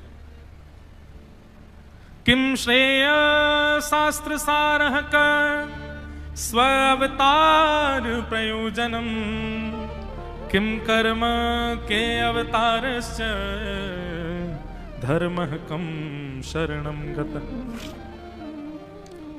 सबसे पहला प्रश्न, किम श्रेय, ठाकुर जी के अवतार का श्रेय किसको जाता है? सब लोग इधर देखो, बहुत ध्यान से सुनो सब लोग। ठाकुर जी के अवतार का श्रेय किसको जाता है, क्रेडिट किसको जाता है? ठाकुर जी राक्षसों के लिए आते हैं कि अपने भक्तों के लिए आते हैं? किसके लिए आते हैं? अब ये तो आप सब बोलोगे, पर मैं बताऊं रीजन के साथ, बताओ क्यों, तो नहीं बता पाओगे। अगर ठाकुर जी भक्तों के लिए आते हैं तो फिर रावण को काय को मारा? भक्तों के लिए आते हैं तो कंस वध क्यों किया? भक्तों के लिए आते हैं तो शिशुपाल दंतवक्र को क्यों मारा? उत्तर आपका ठीक है, पर प्रमाण क्या है? प्रमाण भी तो देना पड़ेगा ना आपको। प्रमाण वाल्मीकि रामायण का एक प्रसंग देता है। जब सुग्रीव भगवान की शरण में आया, प्रभु श्री राम की शरण में, तो सुग्रीव जब शरण में आया तो भगवान ने अपने 4-5 लोगों से पूछा, बताओ क्या करें, इसको शरण में लें कि ना लें? 4-5 लोगों में सबसे वरिष्ठ थे, नहीं, विभीषण जब शरण में आया, सुग्रीव नहीं, सुग्रीव तो शरण में था ही। विभीषण जब शरण में आया तब भगवान ने 4-5 लोगों से पूछा, बताओ इसको शरण में लें कि नहीं। उनमें सबसे श्रेष्ठ सुग्रीव से पूछा, तुम बताओ, तुम्हारा निर्णय अंतिम होगा, तुम जो कहोगे हम वो करेंगे। सुग्रीव जी को लगा कि भाई हमारी बात की महिमा है, तो सुग्रीव जी बोले, नाथ हम तो आपसे ये कहना चाहते हैं, राक्षस का भाई है, इसने लंका का पानी पिया है, रावण के घर का अन्न खाया है, कितना भी भक्त क्यों ना हो, इसके मन में कहीं ना कहीं रावण जैसा तत्व तो होगा। तो मेरी मति तो यह कहती है कि आप इसको स्वीकार मत करो, इसको बोल दो कि तू वापस चला जा, हम तुझे स्वीकार नहीं कर सकते। भगवान बोले ठीक है। ठाकुर जी शिविर से बाहर निकल करके आए और विभीषण को उठा करके अपने हृदय से लगा लिया और उसका तिलक आदि करके कहा, अब से तुम हमारे संग ही रहोगे। पीछे खड़ा सुग्रीव मन में विचार करने लगा, तो फिर मुझसे पूछा क्यों था? जब इनको अपने मन की करनी थी, इनको स्वीकार करना ही था, तो फिर मुझसे पूछने का यह बहाना क्यों किया? और सुग्रीव के मन में यह बात आ गई कि अब ठाकुर जी अकेले ढूंढ लें सीता जी को, मैं तो 2-4 दिन में अपनी सेना वेना लेकर के चला जाऊंगा यहां से। जब मेरी बात की कोई महिमा ही नहीं है, मेरी बात की कोई गरिमा नहीं, तो मैं क्यों रहूं इनके साथ? ठाकुर जी तो अंतर्यामी, सब जानते हैं। ठाकुर जी ने तुरंत सुग्रीव की ओर देखा और कहा, क्या सोच रहे हो तुम?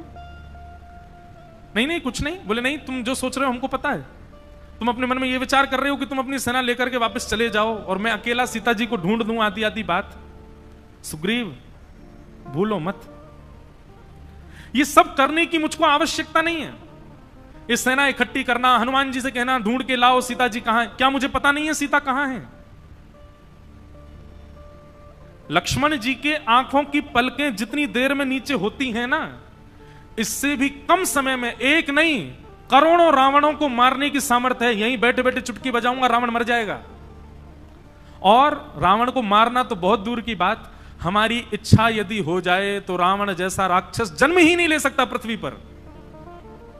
मेरी इच्छा से हो रहा है जो कुछ भी हो रहा है, ये तो केवल मानवों को लीला देने के लिए, मानवों को एक सद्मार्ग बताने के लिए, मानवों को प्रेम क्या होता है यह बतलाने के लिए एक लीला कर रहा हूं मैं। तुम इसको ये मत सोचो कि सीता जी की खोज के लिए मुझे तुम्हारी आवश्यकता, चले जाओ यहां से और ले जाओ अपनी सेना सारी। सुग्रीव कान पकड़े, क्षमा करो भगवान, मैं तो भूल गया था। तो क्या सिद्ध किया भगवान ने कि रावण को मारना ये कोई उद्देश्य नहीं है ठाकुर जी का। ठाकुर जी की इच्छा हो जाए तो रावण जन्म ही नहीं लेगा, ठाकुर जी की इच्छा हो जाए तो कंस आएगा ही नहीं पृथ्वी पर, ठाकुर जी की इच्छा हो जाए तो पूतना जैसी राक्षसी एग्जिस्ट ही नहीं करती इस वर्ल्ड में। उनकी इच्छा से राक्षस आए हैं। अपनी इच्छा से यदि किसी व्यक्ति को आपने भेजा है, उसके लिए आप थोड़ी कुछ करोगे, वो तो आपकी इच्छा से है। पर ठाकुर जी कहते हैं भक्त जो है ना, ये होते तो मेरी इच्छा से हैं, पर फिर भी इनके जो प्रेम भाव हैं वो इनके अपने होते हैं। वो सुनने में, वो ग्रहण करने में मुझे ज्यादा आनंद आता है। जैसे कर्माबाई थाली भर के लाई खींचड़ो, ऊपर घी की बात की, जिमो मारा शाम घनी, जिमावे बेटी जाट की। आहा, कितना सुंदर भाव। वो कर्मा भाई, उसको पता है कि ठाकुर जी का भोग लगाना है, लेकिन उसको ये नहीं पता कि नहा धो के लगाना है, सुंदर वस्त्र पहन के लगाना है, शुद्ध होकर के लगाना है।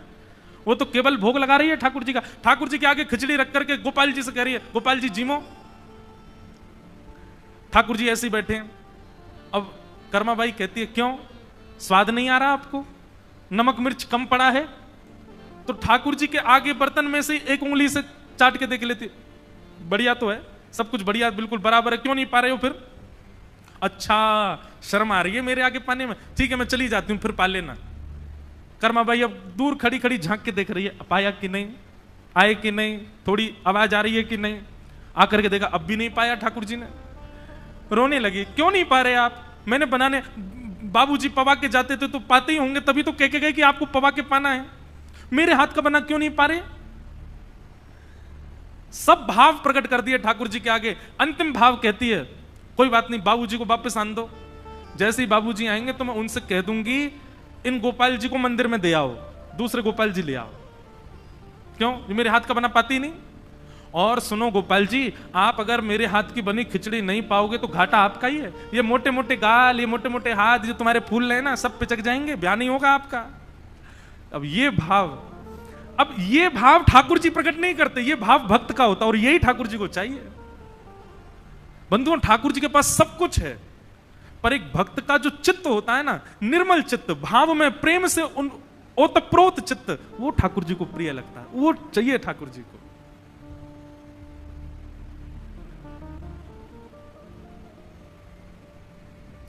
प्रेम कब माना जाता है? जब आपका प्रेमी आपके लिए कुछ ऐसा करे जो आपके विचार से परे है। पहले क्या होता था, सरप्राइज देते थे, माँ से प्रेम करते हैं तो माँ का जन्मदिन, उनके लिए केक ले आए, उनके लिए गुब्बारे फोड़ दिए, रात में माँ सो गई थी उसको पता ही नहीं और हमने पूरी व्यवस्था कर दी, माँ सुबह उठ करके देखेगी तो फिर चौंक जाएगी। ये प्रेमी का स्वरूप होता है कि आप प्रेमी की सोच से परे काम करो। पर अब वो पुराना हो चुका है फैशन, अभी भी लोग यही करते हैं, अभी भी रात में यही करने लग जाते हैं। अब तो ये पुराना, अब तो सही बताओ तो जन्मदिन वाले उसको पता होता है कि 12 बजे सब आएंगे, उसको पहले ही पता होता है। अब सरप्राइज नाम की चीज नहीं रहेगी, कुछ नया करो। प्रेम में नवीन, मैं एक बात कहता हूं, आप लोगों को अच्छी लगे तो इसको ध्यान रखिएगा। आपकी भक्ति कैसी है ये बड़ी बात नहीं, पर भक्ति का प्रस्तुतिकरण कैसा है। समोसा रोड पे खड़े होने वाले व्यक्ति से, वो जो ठेला होता है वहां से खाओ, कितने रुपए का मिलेगा? 10 रुपए का। वही समोसा 5 स्टार होटल में खाओ, कितने का मिलेगा? 500 रुपए का। क्यों?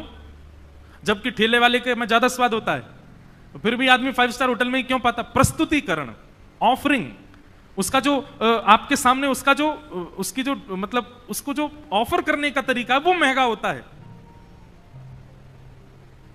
खिचड़ी आज कितने लोग अपने घर में बना रहे हैं, पर प्रस्तुतिकरण कर्माबाई का श्रेष्ठ है।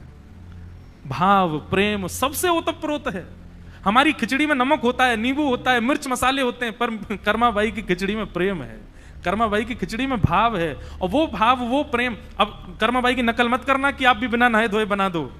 ठाकुर जी पाओ, कर्माबाई की तो पाए थे, हमारी क्यों नहीं पा रहे? ठाकुर जी कहेंगे पाप और लगेगा तुमको बेटा। कर्माबाई तो भोली थी, उसको तो पता ही नहीं था, तुम जानबूझ के बिना नहाए धोए भोजन बना रहे हो, पाप लगेगा।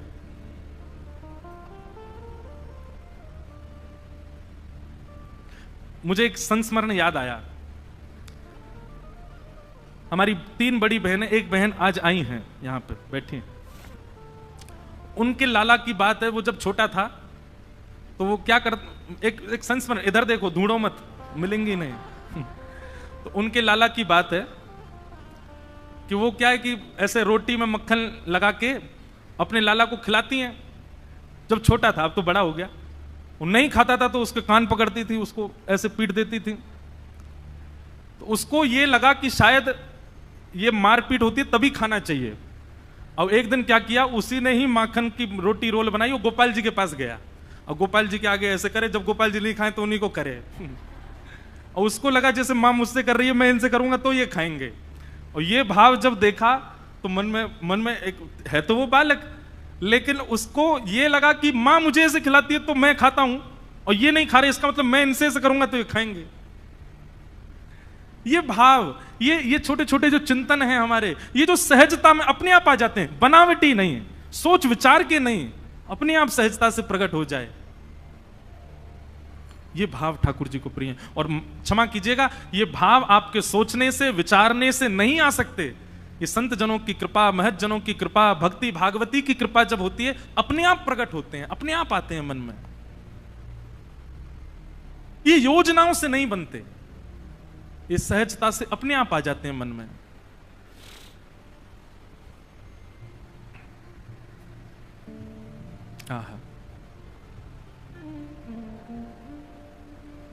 तो ठाकुर जी के जन्म का श्रेय किसको जाता है? पहला प्रश्न। राक्षसों के लिए आते हैं कि भक्तों के लिए आते हैं? किम श्रेय। दूसरा, हमारे इतने सारे शास्त्र हैं, इन शास्त्रों का सार क्या है? तीसरा प्रश्न, स्व अवतार प्रयोजनम, भगवान के अवतार का प्रयोजन क्या है?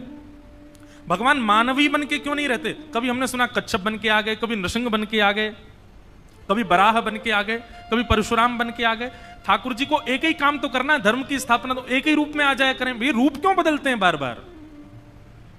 किम कर्म, ठाकुर जी का कर्म क्या है? चौथा प्रश्न। और पांचवा प्रश्न, के अवतारश्च, भगवान के अवतार कितने? बहुत बड़ा कंफ्यूजन है, 10 अवतार, 24 अवतार, कितने अवतार हैं? और अंतिम प्रश्न, धर्म कम शरणम गतः, ठाकुर जी तो लीला पूरी करके चले गए, ठाकुर जी के जाने के बाद धर्म कहां गया? धर्म किसकी शरण में है? आज धर्म का पालक कौन है? ये 6 प्रश्न हैं। इन 6 प्रश्नों के उत्तर इन 6 दिनों में, 5 दिनों में ही मिलेंगे, अपने आप आते रहेंगे। आप लोगों को ध्यानपूर्वक सुनना है। सबसे पहला, किम श्रेय, भगवान के अवतार का श्रेय किसको जाता है? तो भक्तों को, भक्तों के लिए आते हैं ठाकुर जी। दूसरा प्रश्न है, शास्त्र सारह क, इन शास्त्रों का सार क्या है? तो बंधुओं, जैसे दही को बिलोने पर छाछ नीचे रह जाती है, मक्खन ऊपर आ जाता है। मक्खन महंगा होता है कि छाछ महंगी होती है? मक्खन महंगा होता है।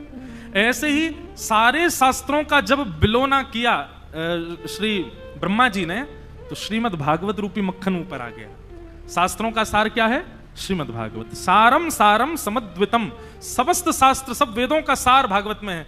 आप तो 7 दिन में सुन रहे हो, हम 1 महीना की कथा सुना के आए इसी महाराष्ट्र में, नासिक में। 1 महीना में पता है कहां तक पहुंची कथा? प्रहलाद चरित्र। अभी वो महाराज जी मुझको कह रहे हैं 4 महीना की कथा सुनाओ। महाराज जी की आज्ञा है, एक बार चातुर्मास कथा सुनाओ। और मैं सुनाऊंगा, कभी तो सुनाऊंगा, जीवन में एक बार तो चातुर्मास कथा तो करनी है। लगातार 4 महीने एक ही स्थान पर। अब कब करेंगे ये तो ठाकुर जी जाने।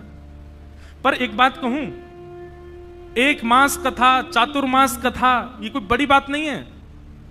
जैसे आजीवन एक वो होती है ना, एक स्थिति होती है, एक सजा सुनाई जाती है, पर सजा नहीं। हमको अगर कोई वरदान कहते आजीवन एक ही जगह बैठ के पूरी भागवत कर दो, तो शायद ऐसा लगता है कि अंतिम श्वास आ जाएगी, लेकिन श्रीमद् भागवत पूरी नहीं हो पाएंगे, इतनी विस्तृत है। हमारे पूज्य पिताजी महाराज 1500 से ज्यादा कथाएं कर चुके अब तक। अपने जीवन के 50वें वर्ष में हैं वो कथा जगत में।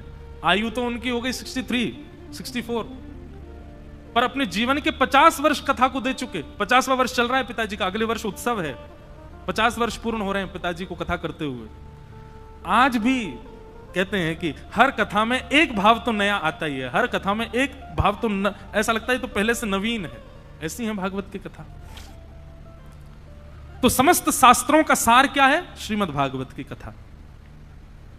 स्व अवतार प्रयोजनम, भगवान के अवतार के प्रयोजन क्या है? अलग अलग रूप में कैसे आते हैं भगवान? देखो, ठाकुर जी तो एक ही रूप में आते हैं, पर जा की रही भावना जैसी, प्रभु मूरत देखी तिन तैसी। एक आपको रहस्य की बात बताऊं, बहुत ध्यान से सुनो। हमारे श्री कृष्ण जब तक वृंदावन में रहे तब तक 2 भुजाओं में ही थे, लेकिन जैसे ही ठाकुर जी ने कंस का वध किया, और कंस का वध करने के बाद जब भगवान अपनी मैया से मिले, देवकी मैया से जब मिले, तो देवकी मैया के आग्रह पर, क्योंकि मैया ने जब ठाकुर जी को जन्म दिया, ठाकुर जी की 4 भुजा थीं, तमद्भुतम बालकमंबुजक्षणम चतुर्भुजम शंख गदायुधायुधम श्रीवत्स लक्ष्मम गलसौभ कौस्तुभम पीतांबरम सांद्र पयोद सौभगम। देवकी मैया ने जिन लाला को जन्म दिया वो 4 भुजा वाले ठाकुर जी हैं। तो देवकी मैया के आग्रह पर द्वारिका में ठाकुर जी चतुर्भुजी रहे, क्योंकि देवकी मैया के हृदय में ठाकुर जी चतुर्भुज रूप हैं। इसलिए द्वारिका में आज भी दर्शन करो, चतुर्भुज रूप में है ठाकुर जी। और ऐसा हमारे संतजन प्रमाण देते हैं कि द्वारिका लीला में ठाकुर जी 4 भुजा में ही रहते हैं। क्यों? बोले देवकी नंदन ठाकुर जी हैं, और वृंदावन में यशोदा नंदन ठाकुर जी 2 भुजा वाले। जिसकी जैसी भावना होती ठाकुर जी वैसा श्रृंगार करते हैं, अपना निज कोई श्रृंगार नहीं ठाकुर जी का। अब यहां पंढरपुर में ये पुंडलीक के हृदय के ठाकुर जी, पुंडलीक ने कहा है प्रतीक्षात्मक रूप में, ईंट खिसकाती बोले इस पर खड़े हो जाओ, तो ठाकुर जी पुंडलीक के लिए चतुर्भुज रूपधारी ठाकुर जी दोनों भुजाओं को कमर पर धारण करके पुंडलीक के भाव से खड़े, प्रतीक्षा में खड़े। बद्रीनाथ चले जाओ, वहां ठाकुर जी समाधिस्थ रूप में खड़े हैं। सब जगह ठाकुर जी भक्तों के भाव से हैं, अपना निजी कोई स्वरूप नहीं है ठाकुर जी का। जैसे भक्त का भाव वैसे ठाकुर जी। वृंदावन में एक मंदिर ऐसा है, सावधानी से सुनना, वृंदावन में एक स्थान ऐसा है जहां पर किशोरी जी ठाकुर जी के श्रृंगार में खड़ी हैं और ठाकुर जी किशोरी जी के श्रृंगार में। मतलब किशोरी जी हमारी श्री राधा रानी तो मुकुट पहन करके, हाथ में वंशी लेकर के और पीतांबरी पहन करके खड़ी हैं, और ठाकुर जी नथनी लेकर के, सिर पर चुनरी ओढ़ करके, घाघरो पहन के किशोरी जी बन के खड़े हैं। ठाकुर जी को नाम है गोरी लाल। क्या नाम है? गोरेलाल, गोरेलाल बिहारी जी। तो गोरेलाल मतलब क्या है? बोले पूरी दुनिया के लाल कारे हैं, पर यहाँ के लाल जी जो हैं वो गोरे हैं, क्योंकि वो लाल जी नहीं है, वो किशोरी जी हैं। किशोरी जी लाला बन के खड़ी हैं और लाला किशोरी जी बन के खड़े हैं। भक्त के जैसे भाव वैसे ठाकुर जी। तो स्व अवतार प्रयोजनम, भगवान के स्वयं के अवतार का कोई स्वरूप नहीं है। जैसे भक्त की दृष्टि है वैसे ठाकुर जी बन जाते हैं, वैसे ठाकुर जी हो जाते हैं।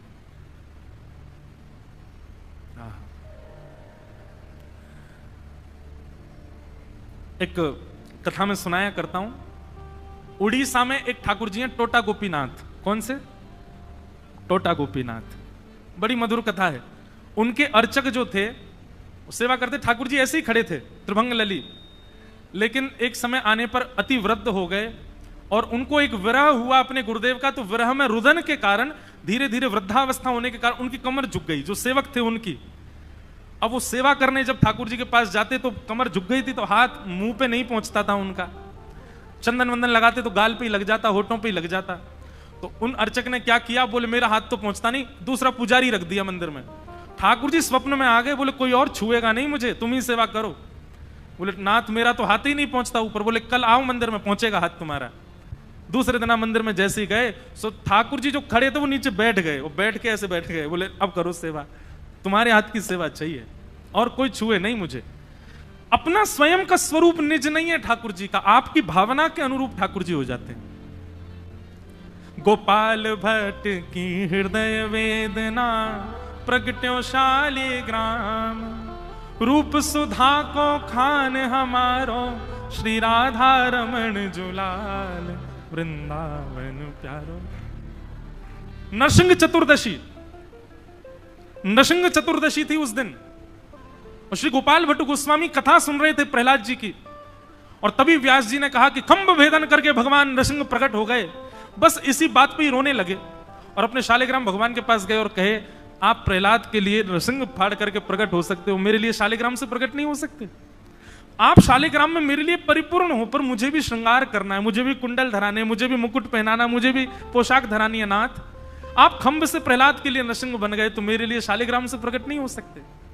और नरसिंह पूर्णिमा के ठीक अगले दिन बुद्ध पूर्णिमा, नरसिंह चतुर्दशी के अगले दिन बुद्ध पूर्णिमा, प्रातः काल ब्रह्म मुहूर्त में यमुना स्नान करके जैसे ही गोपाल भट्ट गोस्वामी लौट करके आए, शालिग्राम जी एक कपड़ा में ढके हुए, और कपड़ा ऐसे खड़ा हुआ ऊपर। उनको पहले तो लगा पता नहीं क्या है, तो एक छड़ी से ऐसे कपड़ा हटा के देखा कोई सर्प आदि तो नहीं आ गया, और जैसे ही कपड़ा हटा करके देखा त्रिभंग लली श्री राधा रमण लाल वहां खड़े हैं। बोलो राधा रमण लाल की। पहले तो विश्वास नहीं हुआ, सोचे किसी और के ठाकुर जी यहां आ गए। पहले तो रूप माधुरी देखते रहे, पर उसके बाद अपने शालिग्राम जब खोजने लगे नहीं मिले। जैसे ही ठाकुर जी को पकड़ा तो पीछे कमर पर शालिग्राम भगवान अंकित, उसी में से श्री ठाकुर जी प्रकट हो गए। अपनी भावना नहीं है ठाकुर जी की, आपकी भावना से ठाकुर जी निर्मित होते हैं। ये वृंदावन बिहारी लाल जिनका आप दर्शन करते हो, स्वामी श्री हरिदास जी के हृदय के ठाकुर जी हैं। श्री राधा वल्लभ लाल जी हमारे देवादिदेव महादेव के हृदय के ठाकुर जी हैं। श्री राधारमण जी गोपाल भट्ट गोस्वामी के ठाकुर जी हैं। पुंडलीक के हृदय के ठाकुर जी श्री पंडरीनाथ हैं। ये सब भक्तों के चित्त के ठाकुर जी हैं, ये अपने स्वरूप नहीं है ठाकुर जी के। और हम सबके एक ही ठाकुर जी हैं, लड्डू गोपाल, यूं ही रहते हैं। पर एक बात बोलूं, अपने हृदय में एक छवि बनाओ, अलग सी छवि। मेरे को एक छवि बड़ी प्यारी लगती है, कभी कभी मैं ठाकुर जी का चिंतन करता हूं कि कभी ऐसे ठाकुर जी बन जाओ। मैंने कई चित्रकारों से बनवा रखा है वो स्वरूप। कैसे? दोनों पैर ऐसे ही त्रिभंग, वैसे तो अपने चित्त का भाव बताना नहीं चाहिए, पर ठीक है आप सब अपने ही हो।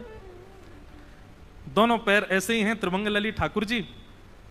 एक हाथ, एक भुजा तो अपनी कमर पर है, और दूसरी भुजा जो है वो नीचे एक छड़ी के ऊपर टेक लगा करके ऐसे खड़े हैं। आहा, बंसी आदि सब सहज भाव में। हमको आराम बहुत प्रिय है, इसलिए आराम वाले ठाकुर जी बढ़िया लगते हैं। ऐसे ठाकुर जी रहे। कभी कभी लगता है लाल जी, ये जीवन जब पूर्ण होना उससे पहले ऐसे से ऐसे हो जाना, बस वो छवि दिख जाए, बस अब समझेंगे बस हो गया, पूर्ण महापूर्ण। ऐसी अपने हृदय में एक छवि बनाओ ठाकुर जी की। कैसे चाहिए आपको ठाकुर जी, किस भाव में चाहिए, उनका स्वरूप कैसा हो, गाल कैसे हो, आंखें कैसी हो, हाथ कैसे हो, और फिर नित्य उस छवि को ही अपने चित्त में धारण करके अपने ठाकुर जी की सेवा करो। आपकी भक्ति का फिर एक ही उद्देश्य है, ठाकुर जी आप ऐसे स्वरूप में आ जाओ, उस दिन समझूंगा कि मेरी भक्ति स्वीकार हो गई है। हमने स्वरूप बनाया ही नहीं है, ठाकुर जी जैसे मिल गए वैसे ही हैं हमारे लिए। अरे नहीं, अपने हृदय का एक स्वरूप बनाओ, अपने हृदय का एक भाव बनाओ। एक गोपाल जी का मैंने दर्शन किया महाराष्ट्र में ही। वो पता कैसे ठाकुर जी हैं, ऐसे जैसे हम बैठे हैं ना सुख आसन में, आलती मार पाल, ऐसे ही बैठे हैं गोपाल जी छोटे से, और ऐसे बैठे हैं। ये स्वरूप है उनका, इसी में ही पोशाक पहनते हैं, इसी में ही माला पहनते हैं। तो मैंने जो सेवक थे उनसे पूछा मैंने कि आपने ऐसे ठाकुर जी क्यों बनवाए? बोले कि ये इस भाव में है कि हमारे घर के मुखिया यही हैं, पूरे घर में जो भी निर्णय होता है हम सब यहाँ बैठ के बोलते हैं, ठाकुर जी बैठ के सुनते हैं। तो ये निर्णय लेने वाले ठाकुर जी हैं, मुखिया ठाकुर जी ऐसे बैठते हैं। ऐसे ही ठाकुर जी कहीं फोटो नहीं डालते, कहीं उनका कुछ नहीं, बस वो अपने घर में ही रहते हैं, मुखिया ठाकुर जी, नाम ही मुखिया ठाकुर जी। अपने हृदय के भाव से ठाकुर जी को, अब श्री जगन्नाथ भगवान एक नहीं अनेक वैष्णवों के भाव से ऐसे हैं ठाकुर जी। गोस्वामी तुलसीदास जी दर्शन करने गए जगन्नाथ भगवान का, और जैसे ही जगन्नाथ जी को देखा, भुजाएं है नहीं, हाथ नहीं है, पैर नहीं है, मुख में आंखों में आईब्रो वगैरह कुछ भी नहीं है, ये पलकें नहीं है, नासिका नहीं है, मुखमंडल भी ऐसा छुपा सा। गोस्वामी तुलसीदास जी तो रोने लगे, हृदय पे हाथ धर के बोले मैं अब कभी नहीं आऊंगा, मैं ऐसे ठाकुर जी को देख ही नहीं सकता। उनके हाथ ही नहीं है, उनके पांव नहीं है, उनका मुखमंडल ऐसा। इतने में ठाकुर जी प्रकट हो गए। गोस्वामी जी बोले नाथ ये कैसा रूप है आपका? बोले कैसा रूप है? खुद लिख देते हो और हमसे पूछ रहे हो? बोले मैंने कब लिखा? बोले तुमने खुद लिखा है, बिन पग चलहि सुनहि बिन काना, निज कृत कर्म करहु विधि नाना। ऐसे ही है ना, कर बिनु कर्म, कर बिनु कर्म करहु विधि। हाँ क्या नहीं, वो एक इसका पंक्ति क्या है, बिन पग चलहि सुनहि बिन काना, कर बिनु कर्म, कर बिन करहि करहु विधि नाना। ऐसे बिना पैर के चलते हैं, बिना कानों के सुनते हैं, बिना हाथों के सब क्रिया करते हैं। जगन्नाथ जी बोले तुमने खुद लिखा है और हमसे पूछ रहे हो कि आपके हाथ पांव कहां हैं? तब उनकी बुद्धि सही हुई, बोला अरे अरे तो हमने ही लिखा है, हमने ही कहा है। तो हमारे आपके भाव से ठाकुर जी प्रकट होते हैं। ठाकुर जी का अपना स्वरूप नहीं है, स्वच्छंदता नहीं है।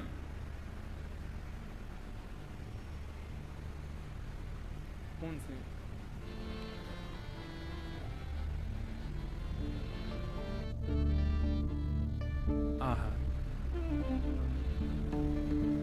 राम कृष्ण हरि जय जय राम कृष्ण हरि, राम कृष्ण हरि जय जय राम कृष्ण हरि, राम कृष्ण हरि जय जय राम कृष्ण हरि, राम कृष्ण हरि जय जय। सब लोग गाओ,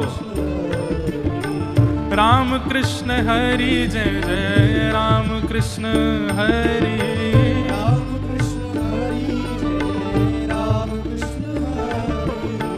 राम कृष्ण हरि जय जय राम कृष्ण हरि, राम कृष्ण हरि जय जय राम कृष्ण हरि, राम कृष्ण हरि जय जय राम कृष्ण हरि, राम कृष्ण हरि जय जय राम कृष्ण हरि, राम कृष्ण हरि जय जय राम कृष्ण हरि, राम कृष्ण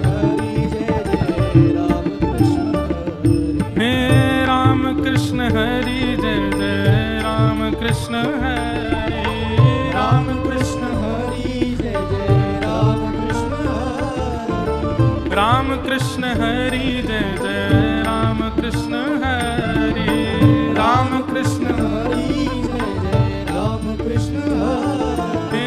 राम कृष्ण हरि जय जय राम कृष्ण हरि। राम कृष्ण हरि जय जय। करताल बजा के गाओ। राम कृष्ण हरि जय जय राम कृष्ण हरि।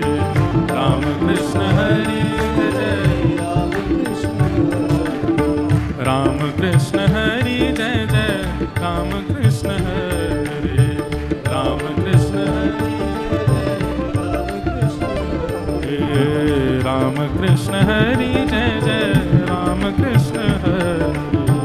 राम कृष्ण हरि जय जय राम कृष्ण हरि। राम कृष्ण हरि जय जय राम कृष्ण हरि। राम कृष्ण हरि जय जय राम कृष्ण हरि। बोला पुंडलीक वरद हरि विठल श्री ज्ञानदेव तुकाराम श्री पंडरीनाथ भगवान की।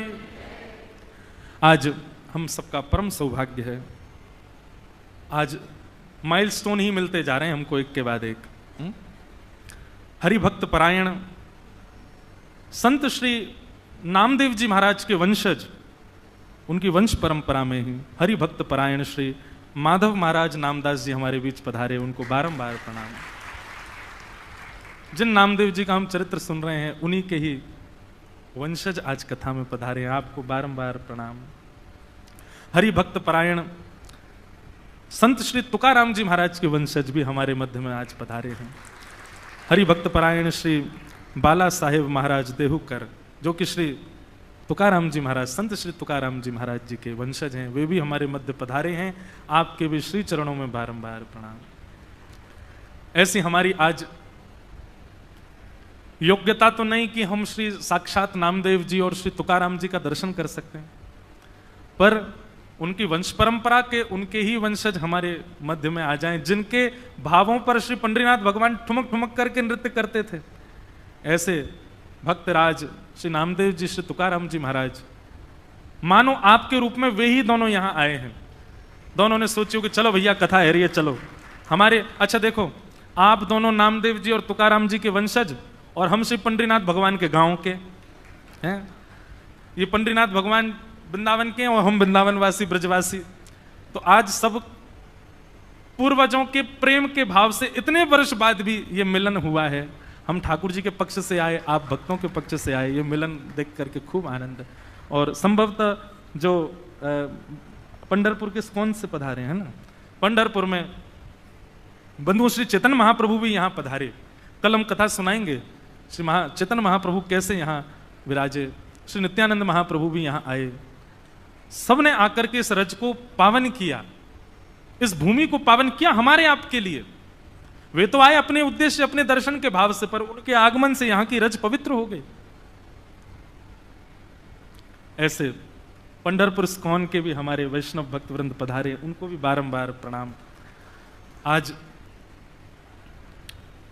स्कॉन की भी एक बहुत बड़ी भूमिका है पूरे विश्व भर में कृष्ण भक्ति को स्थापित करने के। हमारे भक्ति वेदांत स्वामी, ऐसी भक्ति वेदांत स्वामी प्रभुपाद जी के मंगल सुसंकल्प से ये पूरा विश्व कृष्ण भक्ति के रस में ओतप्रोत हो रहा है। ऐसे स्कॉन से पधारे आपको बारंबार वंदन करते हैं। तो हम लोग पुनः भाव में चलें। भगवान का अपना कोई स्वच्छंद श्रृंगार नहीं है। ठाकुर जी का भाव नहीं है कि मुझे ऐसे ही रहना है, ठाकुर जी का भाव नहीं कि मुझे ऐसे ही रहना है, ठाकुर जी का भाव नहीं कि मुझे ऐसे ही रहना है। ठाकुर जी कहते हैं तुम भाव करो, मैं श्रृंगार करूंगा, आप जैसे चाहोगे मैं वैसे हो जाऊंगा। हम क्यों नहीं होते फिर ऐसे? ठाकुर जी भी तो चाहते हैं हमको देखना जैसे वो चाहें, हम क्यों नहीं स्वीकार करते उनके दिए गए सब भावों को? जीवन में सुख बहुत आ जाए तो समझा करो कि ठाकुर जी मुझे देखना चाहते हैं, बढ़िया गोल्ड की चैन पहन के चलूं, हाथ में हीरा की अंगूठी पहन के चलूं, मर्सिडीज में घूमूं। ठाकुर जी देखना चाह रहे हैं तो घूमो। लेकिन कभी ठाकुर जी अगर ये भी देखना चाह रहे हैं कि आज मैं देखना चाहता हूं तो बिल्कुल कंगला हो जा, उसको भी स्वीकार करो। शायद ठाकुर जी को मेरा यही स्वरूप प्रिय होगा, अभी ठाकुर जी को यही देखने में सुख मिल रहा होगा, उसको स्वीकार करो। मैं एक बात कहता हूं, हमारे जीवन में आने वाला हर क्षण, एवरी सेकंड वो ठाकुर जी के द्वारा दिया गया प्रसाद है।